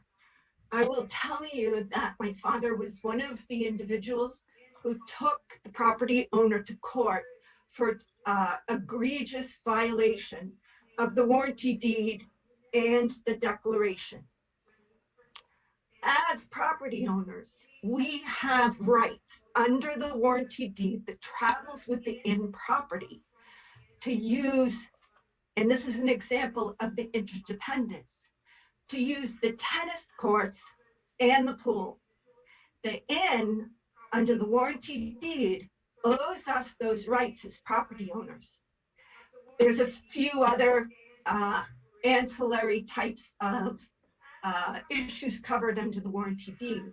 What the owner, previous owner who sold the property to your Divided Sky Foundation, his way to rob us of those rights was to rip down the tennis courts and put that little maze in, which he did without any correspondence or understanding from us as property owners. And as you'll note by the pool, he's let that degrade into nothing but a swamp. That pool is supposed to stay clean and filled as a water source for fires up in that area at the inn in the homes. He has been in exact violation of all the warranty deed that travels with the property. So the interdependency, as far as a residential recreational community, has been tightly bound by this warranty deed and the mutual interdependence of the inn and the homeowners. And it was the previous owners who have been in violation of the warranty deed. And over 40 years, I can express intimately how wonderful and amazing this property was. We played tennis, we swam in the pool, we were a united, family-bound community. And I'd like to just I'd stop there except for one quick comment to the golf course, because I thought that was very much a spurious correlation. The golf course is a visual contributor to the environmental and recreational tone and texture of the residential community. When the weight loss center was there, we were not looking at this very tight, rigid slice of the greater population that we are looking at now. This is a tight, rigid slice out of the general population, not to mention that it's as was previously mentioned, it's a 24-hour facility. And in reading the correspondence that's been filed with the state, it's not just about residential. There's a very broad, rich, important service to our general population. But to other respondents, the issue is the proximity and the tight weaving of it into the historical and current recreational and familial nature of our enclave. We are basically, and it's unfortunate to say, but I'm going to say it, we are sitting ducks for this. And I think I would highly request you look at the warranty deed and the declaration that was upheld in court and that apparently you weren't told about, because it will set the tone for you for what this small, tight, geographic texture and mix is supposed to uphold. And I'll stop. Have you provided the board with the warranty deed? No, I have not. Why We not? can prove. Well, that's why my hand is raised. The warranty deed I thought was provided. I didn't feel I was sitting in the position to provide it. I believe our attorney has it. But I feel that that's something that should have been provided Well, okay. we prior get it. to this conditional use. So who has the warranty deed? Mr. And Chairman, why I would wasn't like it? to, Do you I have it? would like to share that, yes. Can I ask a question, board member? It's John Bora. When was the last time the pool was open up at Fox Run? How long ago was that? Jim, can you speak to Hi, that? hi, John. Yeah, Jim Hoffman. I would say the last time I was cleaning the pool was about 6 years ago. And I stopped after I used to take care of the tennis courts myself, and I took care of the pool up until about 6 years ago. But the then owner refused to put the water in it. They refused to clean it, refused to repair the filters, refused to do anything. And we're find deer in it and things like that from time to time. So we just I just let it go. I wasn't going to take care of it anymore. But So about just to 5-6 follow years up to that, did you take any legal action against Fox Run because they didn't keep that pool open? We did not. We've been raising our hand. Can we have the floor? You have the floor. Yeah, go ahead.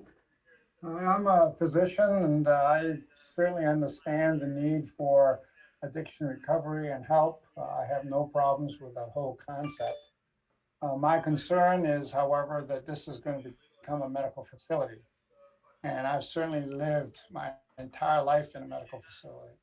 And medical facilities have ambulances that come up and go. They have people who crash. And when they crash, they need emergent medical care. And therefore, much as we think everybody's in recovery, there will be times when patients will undoubtedly abuse while they're in recovery or in addiction treatment. And my concern is that it will end up requiring greater medical care than we are allowed, that we can give at the current time. I'm going to stop you right here because we are going to have this discussion in depth. We're just not quite there yet. You're thinking ahead of us a little bit. Sorry, I'll yield. So Phil, You'll have plenty of time to, voice your concerns and your thoughts on this. So Phil, his iPad or his name was listed as Ellen. Could we please have his name? Mr. Brock's name? I'm sorry, I'm Jose Marsal, Marcal.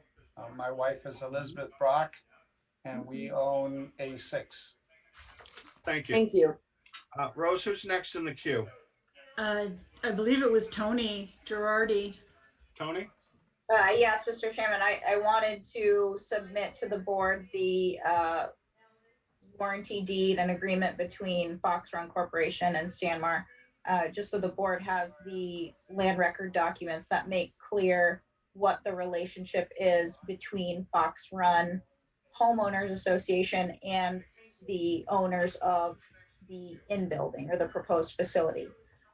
The documents will also confirm that the boundary line for the 2 townhome units, the boundaries of those structures are 10 feet off the foundation all the way around. And there's a map that will show you that.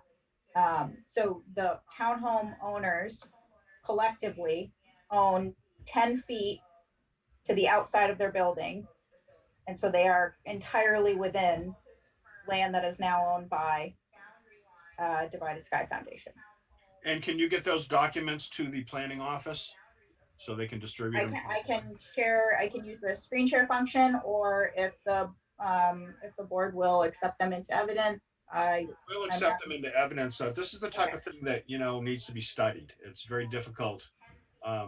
It's very difficult for the board in the middle of a meeting of this caliber to digest a document of that caliber. So we do need time to study it. You can email them to me, Tony, and I can submit them to all the board members and also to Morgan and her team. Can I jump in, Rose? Or yes, you can. I'm going to pass it over to our attorney, but I was under the understanding that all evidence for this hearing was due by April the 2nd. But I'm going to pass it to Chris Roy for further comment. Yeah, and the 2 questions, one sort of that procedural one, and then the broader one about this issue of deeds and the like.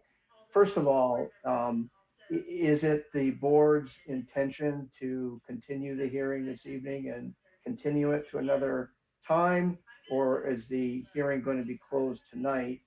Because if it's going to be closed tonight, I don't know how evidence is going to come in after the fact, and or if other parties have an opportunity to supplement the record as well. So that's sort of the procedural question. The other question is, it is clear that the former owners of the Inn building and the Fox Run Condo Association had their run-ins over the years. And I guess that's important by way of background, but those really aren't the issues before this board. That relationship is done. We're obviously looking forward on the basis of the conditional use standards in the zoning bylaw. And also, this board has no authority to interpret deed language or anything of that sort. That's left to our civil courts, as I mean, having been on boards over the years. That was always, you know, a happy thing that, you know, there were certain things we could do and certain things we can't do. And you can't resolve boundary disputes. You can't interpret deeds. Instead, you deal with the zoning bylaw and other relevant facts relating to that. So to the extent the deed, one, it's deemed acceptable to supplement the record at some point. If it's limited to the issue of the parameters of the current lot around the Fox Run condos and sort of to provide the board with that basic background information, I don't think we would have an objection to that. But to sort of create this open-ended request that the DRB interpret deed language to determine the relationship between these 2 landowners, that's way far outside the DRB's scope of authority here, and frankly is diverting the board's attention and resources away from the things that are properly before it this evening. Appreciate your comments, but let me just clarify a couple of things. We don't have any intention on interpreting deed language or getting involved in that. However, as we go down, and we haven't addressed yet the site plan, all the criteria, you know, that's going to be traffic lighting, foot traffic, this, that, all that kind of stuff. There is a definite relationship in land and usage between these 2 parties. So by accepting the deed, the warranty or not, but the deed language, just to look at it, to see if there's evidence in there that could help the DRB understand the responsibilities of either party or the privileges of either party is important to the DRB as they go through their site plan analysis.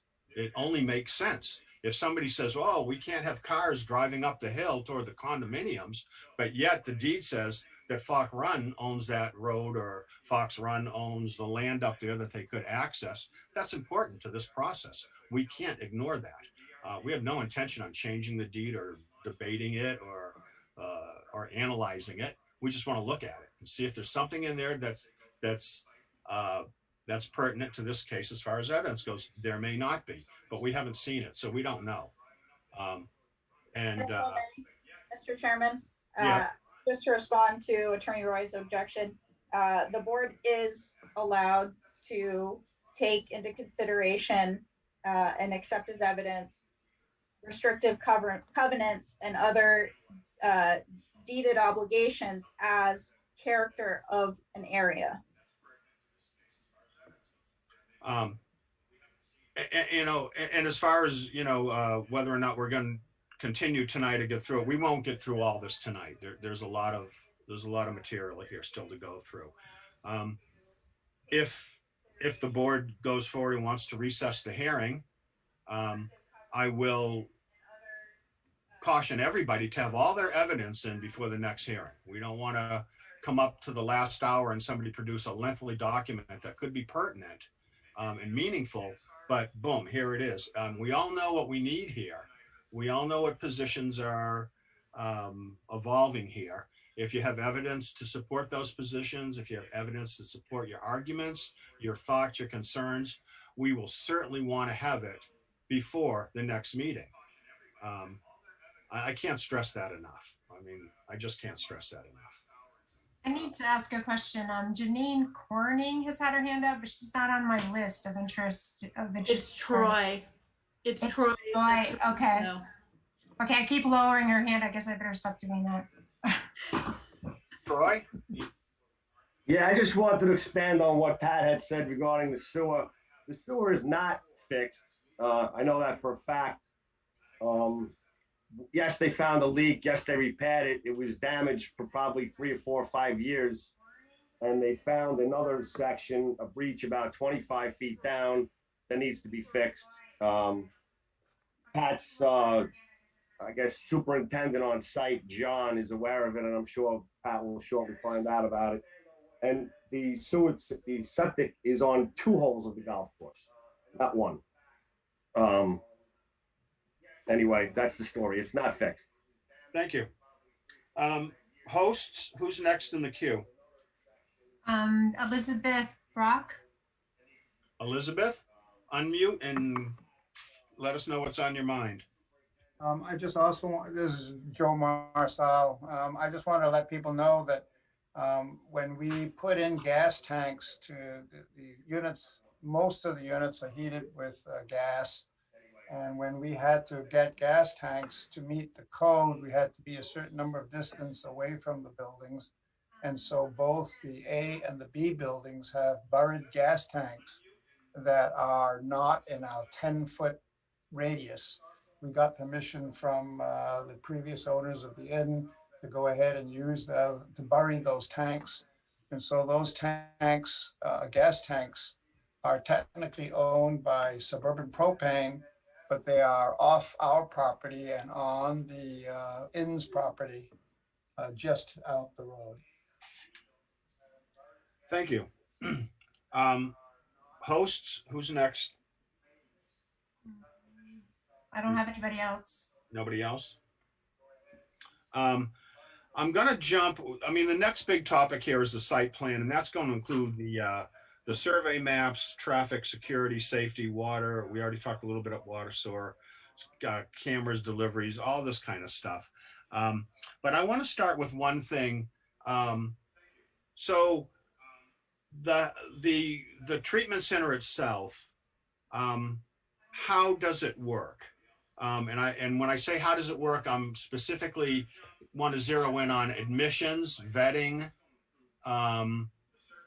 You're open for business. You're going to have a patient come. Who are these patients? Where do they come from? How are they vetted? How are they admitted? What's the criteria to screen out some people, and who would those people be? I don't know if Chief Billings is still with us, if he wants to weigh in on this at all. But I'm going to throw it to you, Morgan. You can either take the lead on this or you can chuck it off to somebody. But what's your admission process? Who's coming to see you? How do you do this? I'm going to pass this over to Steve Burton. He's with Ascension Recovery Services, and he would be able to best explain that. Chief Absolutely. is still here too. Awesome. Absolutely. Thank you, Morgan. So, Phil, to sort of answer that question with substance use disorder, and I know Jason Batten from our team is also on the phone, so I can hand over to him when I'm done. So, we look at the ASAM levels of criteria for substance use disorder admissions. And so, each of our folks will be assessed and will hit that assessment at the appropriate level, which for us would be residential and detox. So there is an assessment that occurs by a licensed individual or a behavioral health professional.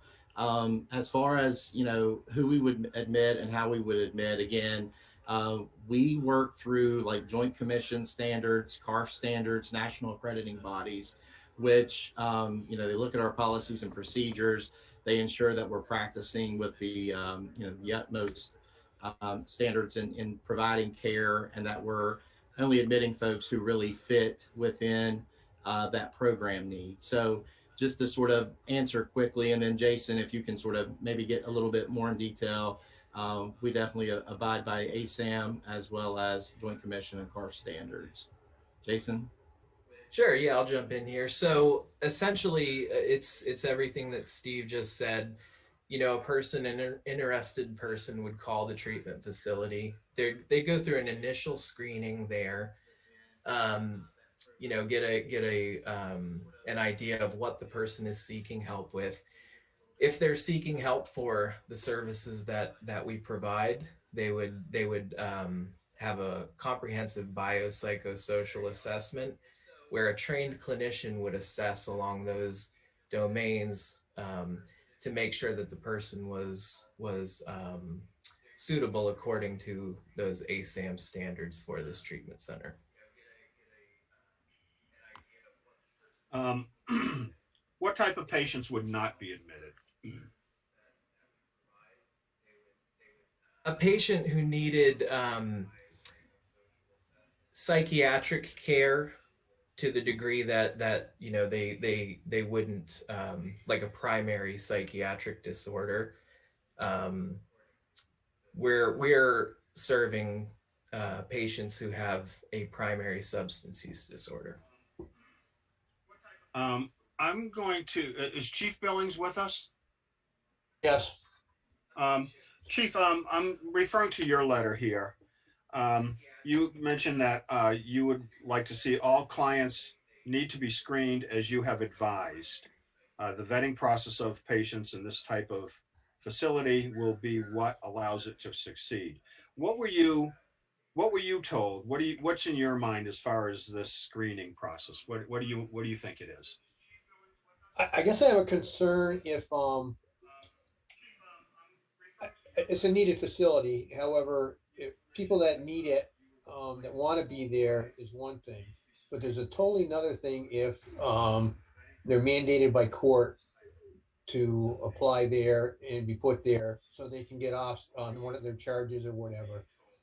I can foresee those type of people get into the facility but not really wanting to be there, and if they don't want to be there, they're the ones who are going to run or try to circumvent the things that are going on and get people to bring them stuff. If they're going to cause trouble with the in-house security and or the doctors, inevitably we're going to be called up there. So if people aren't there for the right reasons, that's when you're going to start having the issues. If somebody's there because they want to be there and they've hit rock bottom and they're spending their own money or their insurance money, totally think that's going to be great. I really have a concern with the people that are put there because of course they have to find a place to go or they're going to go to jail. And that's really going to cause a lot of issues up there. So I'm not sure if those type of people are going to be allowed to go there. And if they are, I think we're going to start seeing issues with the police department. Thank you. Let me go back to somebody from Ascension. Can you respond to the chief's concerns? Actually want to sort of point towards Chris, our attorney, for his sort of response here. Well, the first thing I have a question of is relevance. other than the extent to which it impacts under criterion 7 under your mini Act 250 review, I'm not sure how getting into the programmatic details of the applicant's operation is going to be relevant, except to the extent it goes to how is it going to generate traffic? What are the needs going to be as far as public services and the like? Again, sort of getting into, as a lay board, how people feel about how things like this might be run is getting a little far afield. Frankly, that's why the state of Vermont sets up a very specific regulatory program that this will be fully licensed by. They're the ones who are vested by law to make sure that the operation is set up properly, to make sure the intake procedures are proper, to make sure operation security, you name it, is set up properly. They're the agency that is designed and has the expertise to deal with this. So and then I'll be quiet and let other people speak to the site plan criteria. But getting into the operational details, I think, as opposed to, gradations of if somebody is there pursuant to court order or voluntarily, well, then you get into, well, there are people who are there by court order and want to be there. You have court order, they're grudgingly there, but then realize once they're there, they want to be there. Then so you can get lost in the weeds very quickly on this. And that's why this is typically outside the purview of a zoning review. And again, I'd throw out, just again, to be clear and keep the record clear on this, you're also getting into areas involving the Fair Housing Act. When you start to take a look at, for instance, if you had a ski lodge, what intake procedures are there for letting rowdy skiers go to the front desk or leave when they shouldn't or shouldn't be? How loud is the music going to be? How often are the cars going to go in and out? You wouldn't be asking these same sorts of questions. And so that, I do think there comes a point where this gets to be a little problematic. So, and I'll turn it back over to the Ascension folks as far as, what the impact is as far as traffic, municipal services and the like with respect to how they would anticipate the operation to go. But I do, and again, typically if I was at DRB hearings in most towns, I wouldn't be as specific as I am being this evening, because I know everybody loves to listen to lawyers, but because it is an on the record review, I feel obliged to lay it out there a little bit more explicitly. So thank you for your patience. May I respond to that? You can. Thank you. Just to make clear to the DRB and respond to Attorney Roy's objections to relevance, I think the relevance here is twofold. One, it's relevant because the folks that are being admitted and the context under which they're being admitted is relevant to the character of the area. If there are folks that are there by court order that don't want to be there, as the chief pointed out, there's more of a likelihood that those types of folks will, potentially relapse, bring drugs into the facility. Unfortunately, it's a statistical fact that folks that suffer from drug dependencies are, more likely to commit crimes to fuel their addiction. That's certainly a concern for the folks at Fox Run. Hold on a second. I'm going to object to counsel laying out a bunch of stereotypes with absolutely no basis in evidence that has nothing to do with the zoning standards here. She literally is using the term those types of folks. She's talking about people bringing drugs into the facility. I mean, it's not clear to me how any of that passes muster under even the laxer evidentiary rules that apply before a DRB on the record appeal. This is exactly why we have to have the Fair Housing Act, because this is exactly what happens when a residential facility, which is quiet, benign, a pre-existing building, has no impact whatsoever based upon the evidence, is trying to be shot down by stereotype and a lack of evidence. I think is highly inappropriate. I'm simply responding to the concerns raised by the chief of police, who is your witness. Right. I'm gonna jump in here. I didn't get a chance to fully respond to the objection, if I may, Mr. Chairman. You may. But just for the record, so the relevance is twofold. The relevance is it potentially impacts the character of the area. And also, this proposed project is for a healthcare facility, which is defined to include residential healthcare or facility that serves more than 8 persons who have a handicap or disability as defined in 9 VSA or section 4501. Under that statute, a disability includes drug addiction and alcoholism, but not if the person, by reason of current alcohol or drug use, constitutes a direct threat to property or safety of others. So the applicant has not demonstrated how it will meaningfully screen its clients and prevent violent individuals from being served, which they themselves have laid out is a concern that they want to make sure that people are properly vetted. They've said that people who are primary psychiatric disorder folks will not be served. I simply don't understand the distinction that council is trying to accuse Fox Run folks of being discriminatory when they simply have concerns about how this will impact their neighborhood. Okay, I'm going to jump in at the argument at this point. We have testimony now from the chief of police about a potential impact on our municipal services. First of all, that has everything to do with the DRB's review of this project. That's why it's one of the things we do. I haven't finished my line of questioning about this because it's going to go to Doug Leach next at Ascension as to how these people are vetted, because that hasn't been answered yet. How are they really vetted, and do they take these people that the chief is concerned about that are perhaps a higher risk? I don't know about Ascension, but Doug has testified that they've done this all over the country. So certainly there has to be some evidence of how this rolls. They have to have some history on folks that come to one of their centers in Virginia or Nebraska, wherever, that don't want to be there. How do they handle it? We haven't got any of that testimony yet. That's where I'm going. Well, except they're going to be fully licensed by the state. We understand that.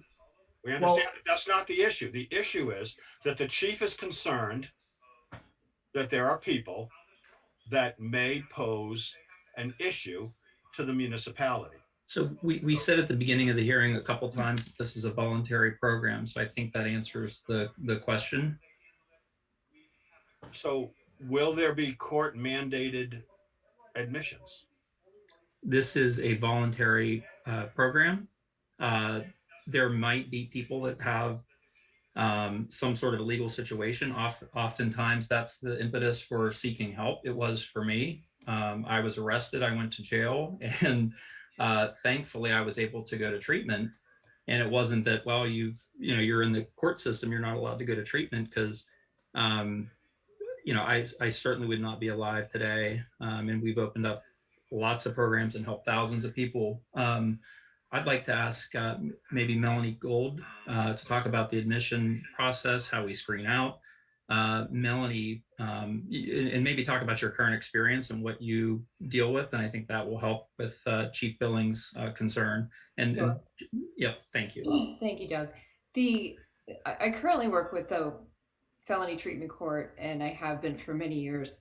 The treatment court process is similar in that we have assessment tools in place to determine criminality levels.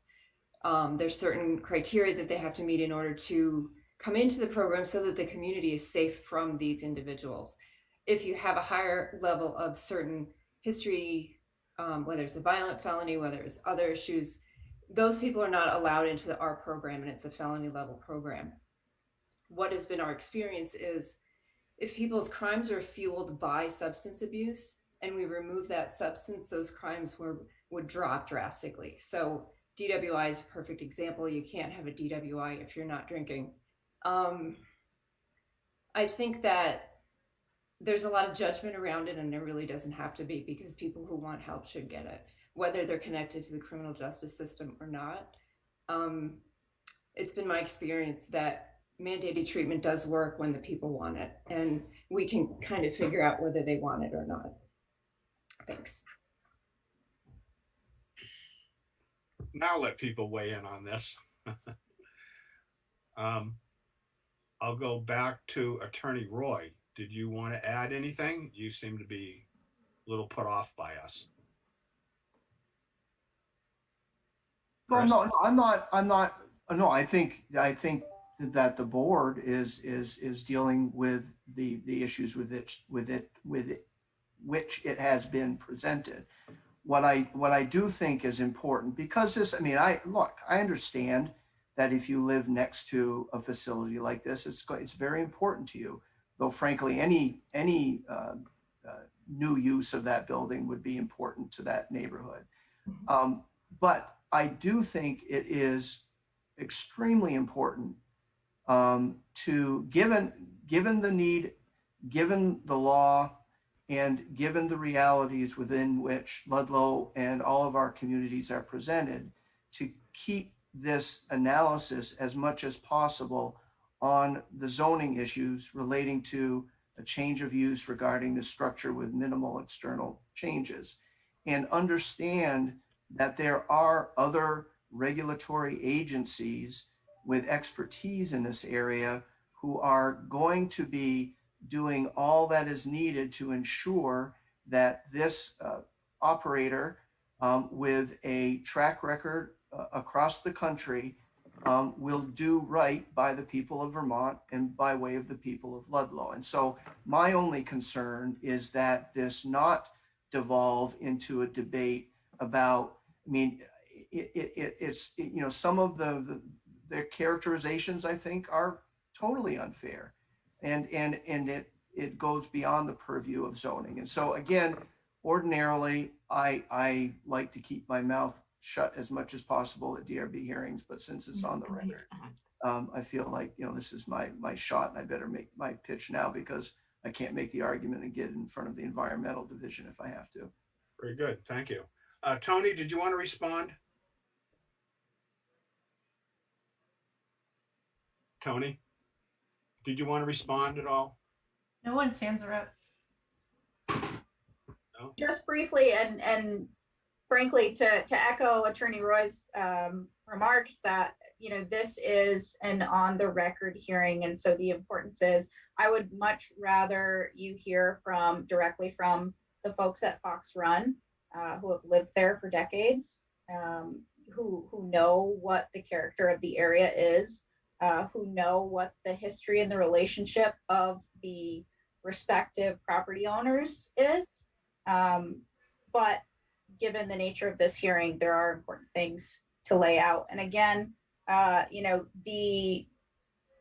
as the folks at Fox Run have articulated several times already, they are completely supportive of the type of work and the work that this proposed facility strives to, the service that it strives to offer. The concern is that it is not the appropriate location, and it will adversely impact the character of the area. And the concerns that were just talked about previously, that elevated some emotions, were in response to directly from the chief of police remarking and offering his opinions as to how this facility could potentially impact the area. So these are, you know, our folks are very sensitive to the fact that this is a very noble industry. It's simply not the appropriate location. And they, you know, they don't want to be seen as discriminating against folks who have substance use disorders. As you've heard, many of them have been affected by substance use disorders in their families, by their loved ones. So they're very sensitive, and they're very aware of that, and the need to approach this topic specifically concerned and conveying, you know, wholeheartedly that their concern is not discriminating against folks who need help. They are concerned with how this will impact their homes, their neighborhoods, the character of the area that they've come to enjoy, the quiet, rural, private nature of the area. And so that's what we're discussing. And that is the purpose of, that is within the DRB's purview here tonight to discuss. So I just want to make that point clear. Thank you. Thank you. Otis Nelson would like to speak. Otis, unmute, talk to us. So, I just would like to say that with all due respect to everybody, I think that this is a very slippery slope that you're going on when you're picking winners and losers. I just hope that everybody takes that into consideration when this all comes down. Thanks. Thank you, Otis. Anyone else in the queue? Jessica Fracos. Jessica? Unmute and talk to us.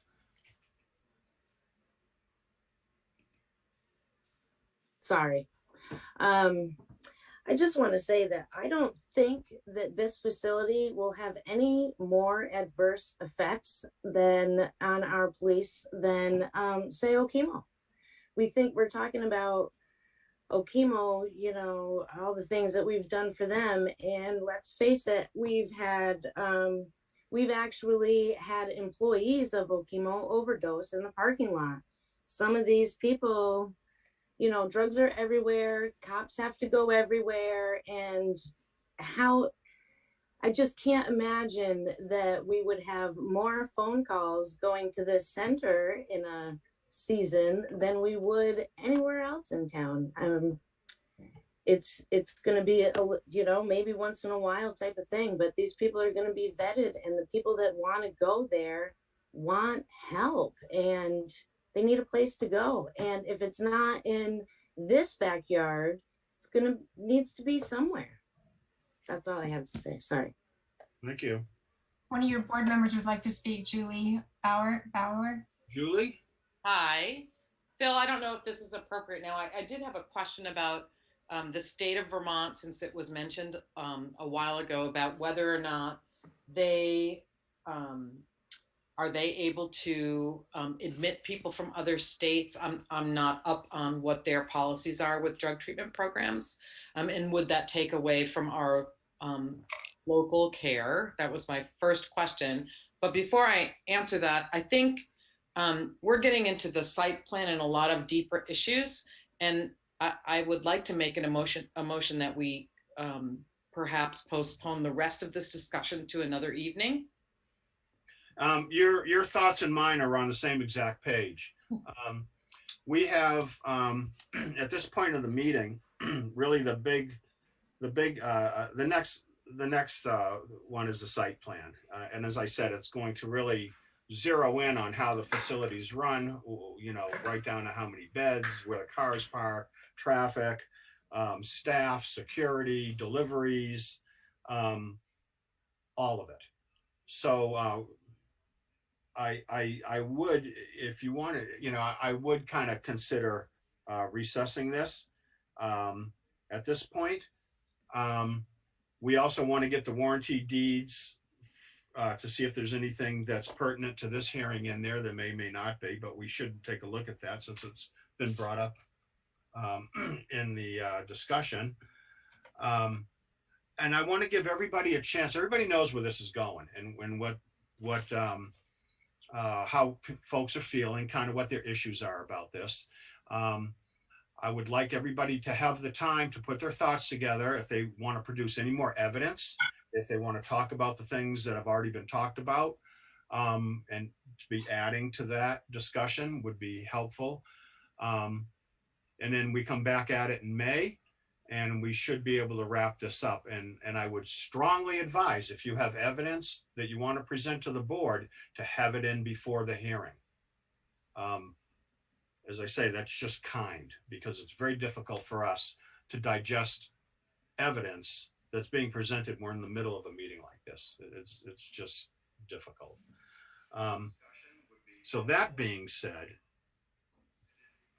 did you want to make a motion, Julie? I did. I would like Tony Girardi still has one more question, please. Briefly, just briefly before we go. We're not going yet, but I have a motion that's about to be made. So I'd like to make him to postpone this. To recess it? I'd like to recess. To when? Oh, Phil, I don't know that. Alicia knows. May 10th. May 10th. Okay, we have a motion to recess to May 10th. Do we have a second? I'll second the motion. Okay, second motion. Any further discussion? Tony? Yes, I'd also like to request that the DRB conduct a site visit to Fox Run. I can ask the members to do that. I have been up there 4 times already myself. I've been there too. I've been there also 4 times. Phil, I've been up there twice. I went up there today also. I saw the construction. Is there any specific issue pertaining to a site visit that you would like to point out to us, Tony? Or just, would you like us to have a feel for it, to go up, take a look? Certainly to have a feel for it, to understand the layout, to appreciate the woven fabric of the Fox Run development. And certainly it'll be relevant to certain site plan criteria. Okay, well, I'll see that everybody gets up there. Thank you. Yeah. Any other discussion? Otis Nelson has a question. Otis? I just, Julie had asked a question before she made her motion. I was just wondering if we could get an answer to that. What was the question? My question is the state of Vermont, and are they allowed to, or will they invite other states' residents to come to this facility, or will it be exclusively for the state of Vermont residents or town residents, et cetera? I'm going to table that till the next meeting because that's a bigger discussion than we want to open up right now. Fair enough. Doug Leach also wanted to be heard. Mm-hmm.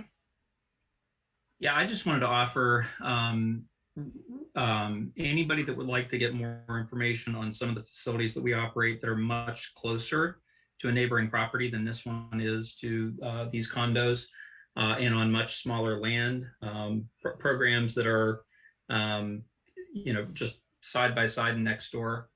So I'm happy to provide those references if anybody would like to talk to these. I offered that before.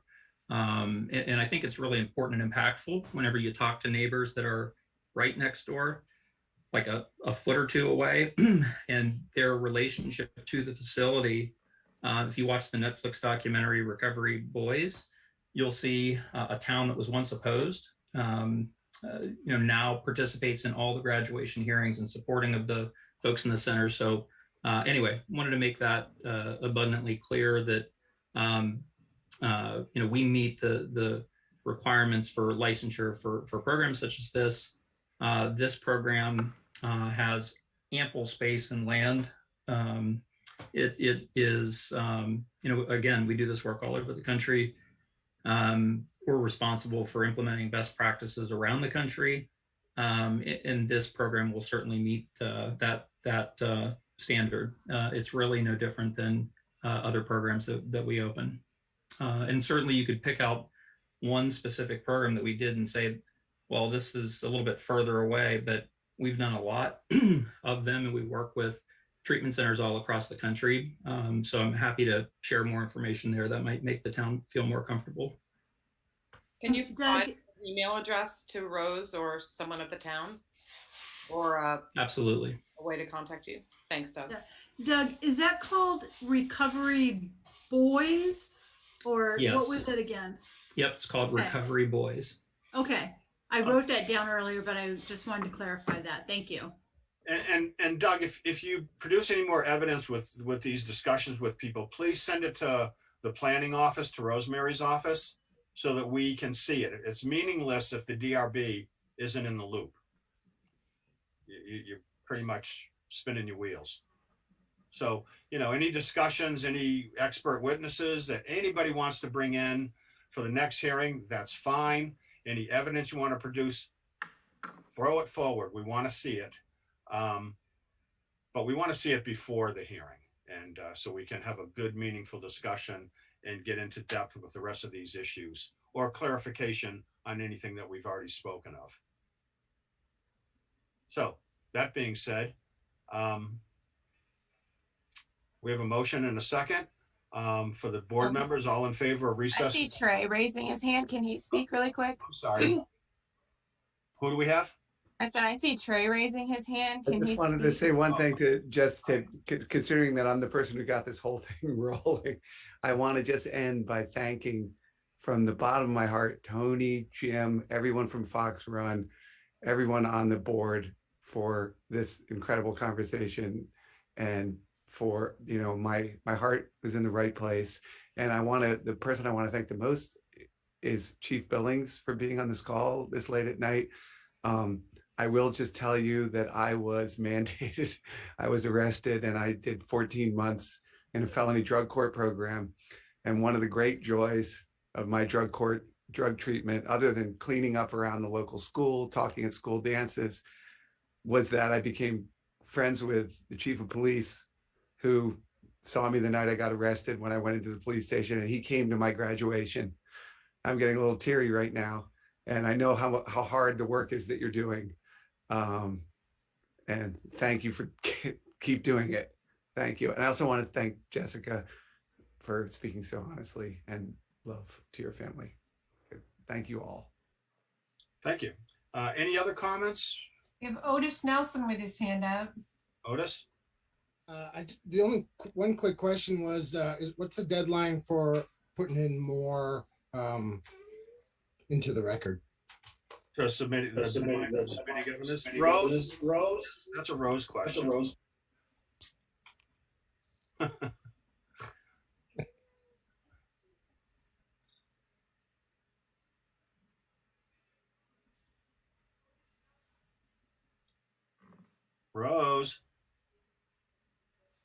Unmute.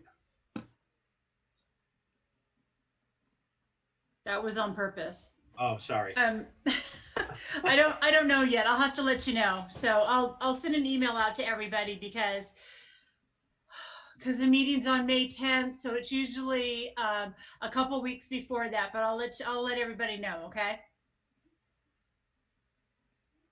We want to give the board enough time to be able to read everything and look at all the documents. That's the whole point of this. Very good. Okay. So to the board members, we have a motion and a second to recess to May 10th. All those in favor indicate by saying aye. Aye. Aye. All right, everybody. Thank you so much. Put your thoughts together, bring them back to us, and we'll see you next month.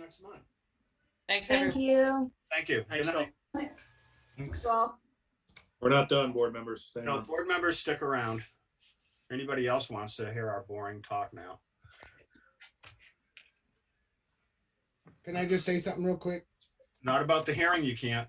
No, not about the hearing. Talk about the weather. I wanted to ask Julie how the grandbaby's doing. That's the best question ever. That's a good question. She's doing great. Thank Since you. it was part of the last meeting, I figured I'd make it part of this one. Thank you so much, because we just love her so much. Doing good? Her namesake passed, but she's doing a great job. Excellent. Thank you. Have a good night, everybody. Good night. All right, guys, we're not going to do meetings minutes tonight. We'll hold off on them.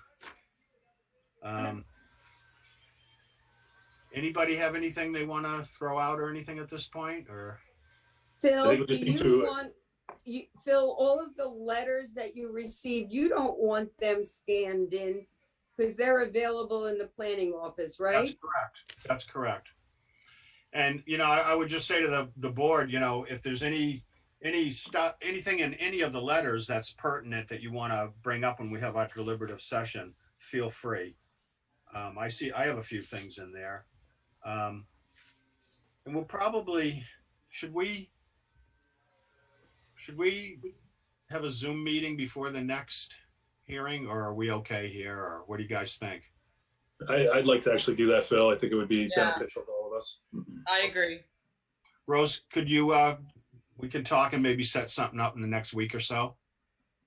Yeah, what do you, how soon do you guys want to do it? It's Monday today, so do you want to do it this week or do you want to do it next week? Do you want to do it closer to the next meeting? What do you guys think?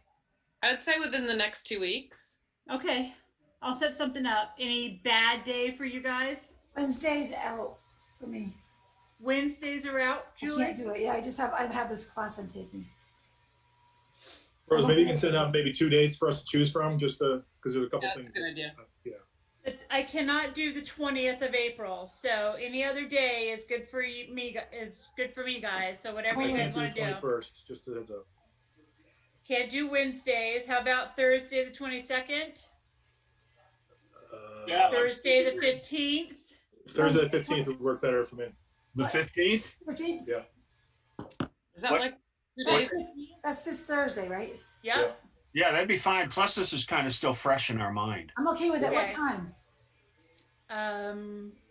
5, 4:30, noon. What's okay. good for you guys? I'm okay after 4:30 if it's okay with anybody else. I just have to work. 5 o'clock is good. Why don't you maybe send out a Zoom meeting request and we'll do that. 5 p.m. 5 p.m. Sounds 5 great. p.m. How's that? 5 o'clock on the 15th. I'll be there. Here's my high-tech calendar. Nice. Yep. 5 o'clock Zoom. Julie, this is not for me, right? This is just board? This is just us, yeah. That's good because I can't make this Thursday. You're off the hook, Leisha. Thank you for doing this tonight. I don't want to do the next one. My hand is cramping. All right, guys. I guess that's about it. I'll make a motion. We adjourn. Any second? No problem. Phil, just real quick, is it just the same Zoom we're on right now? I don't know. That Rose. It's okay. It's okay. Rose will let us know. Okay.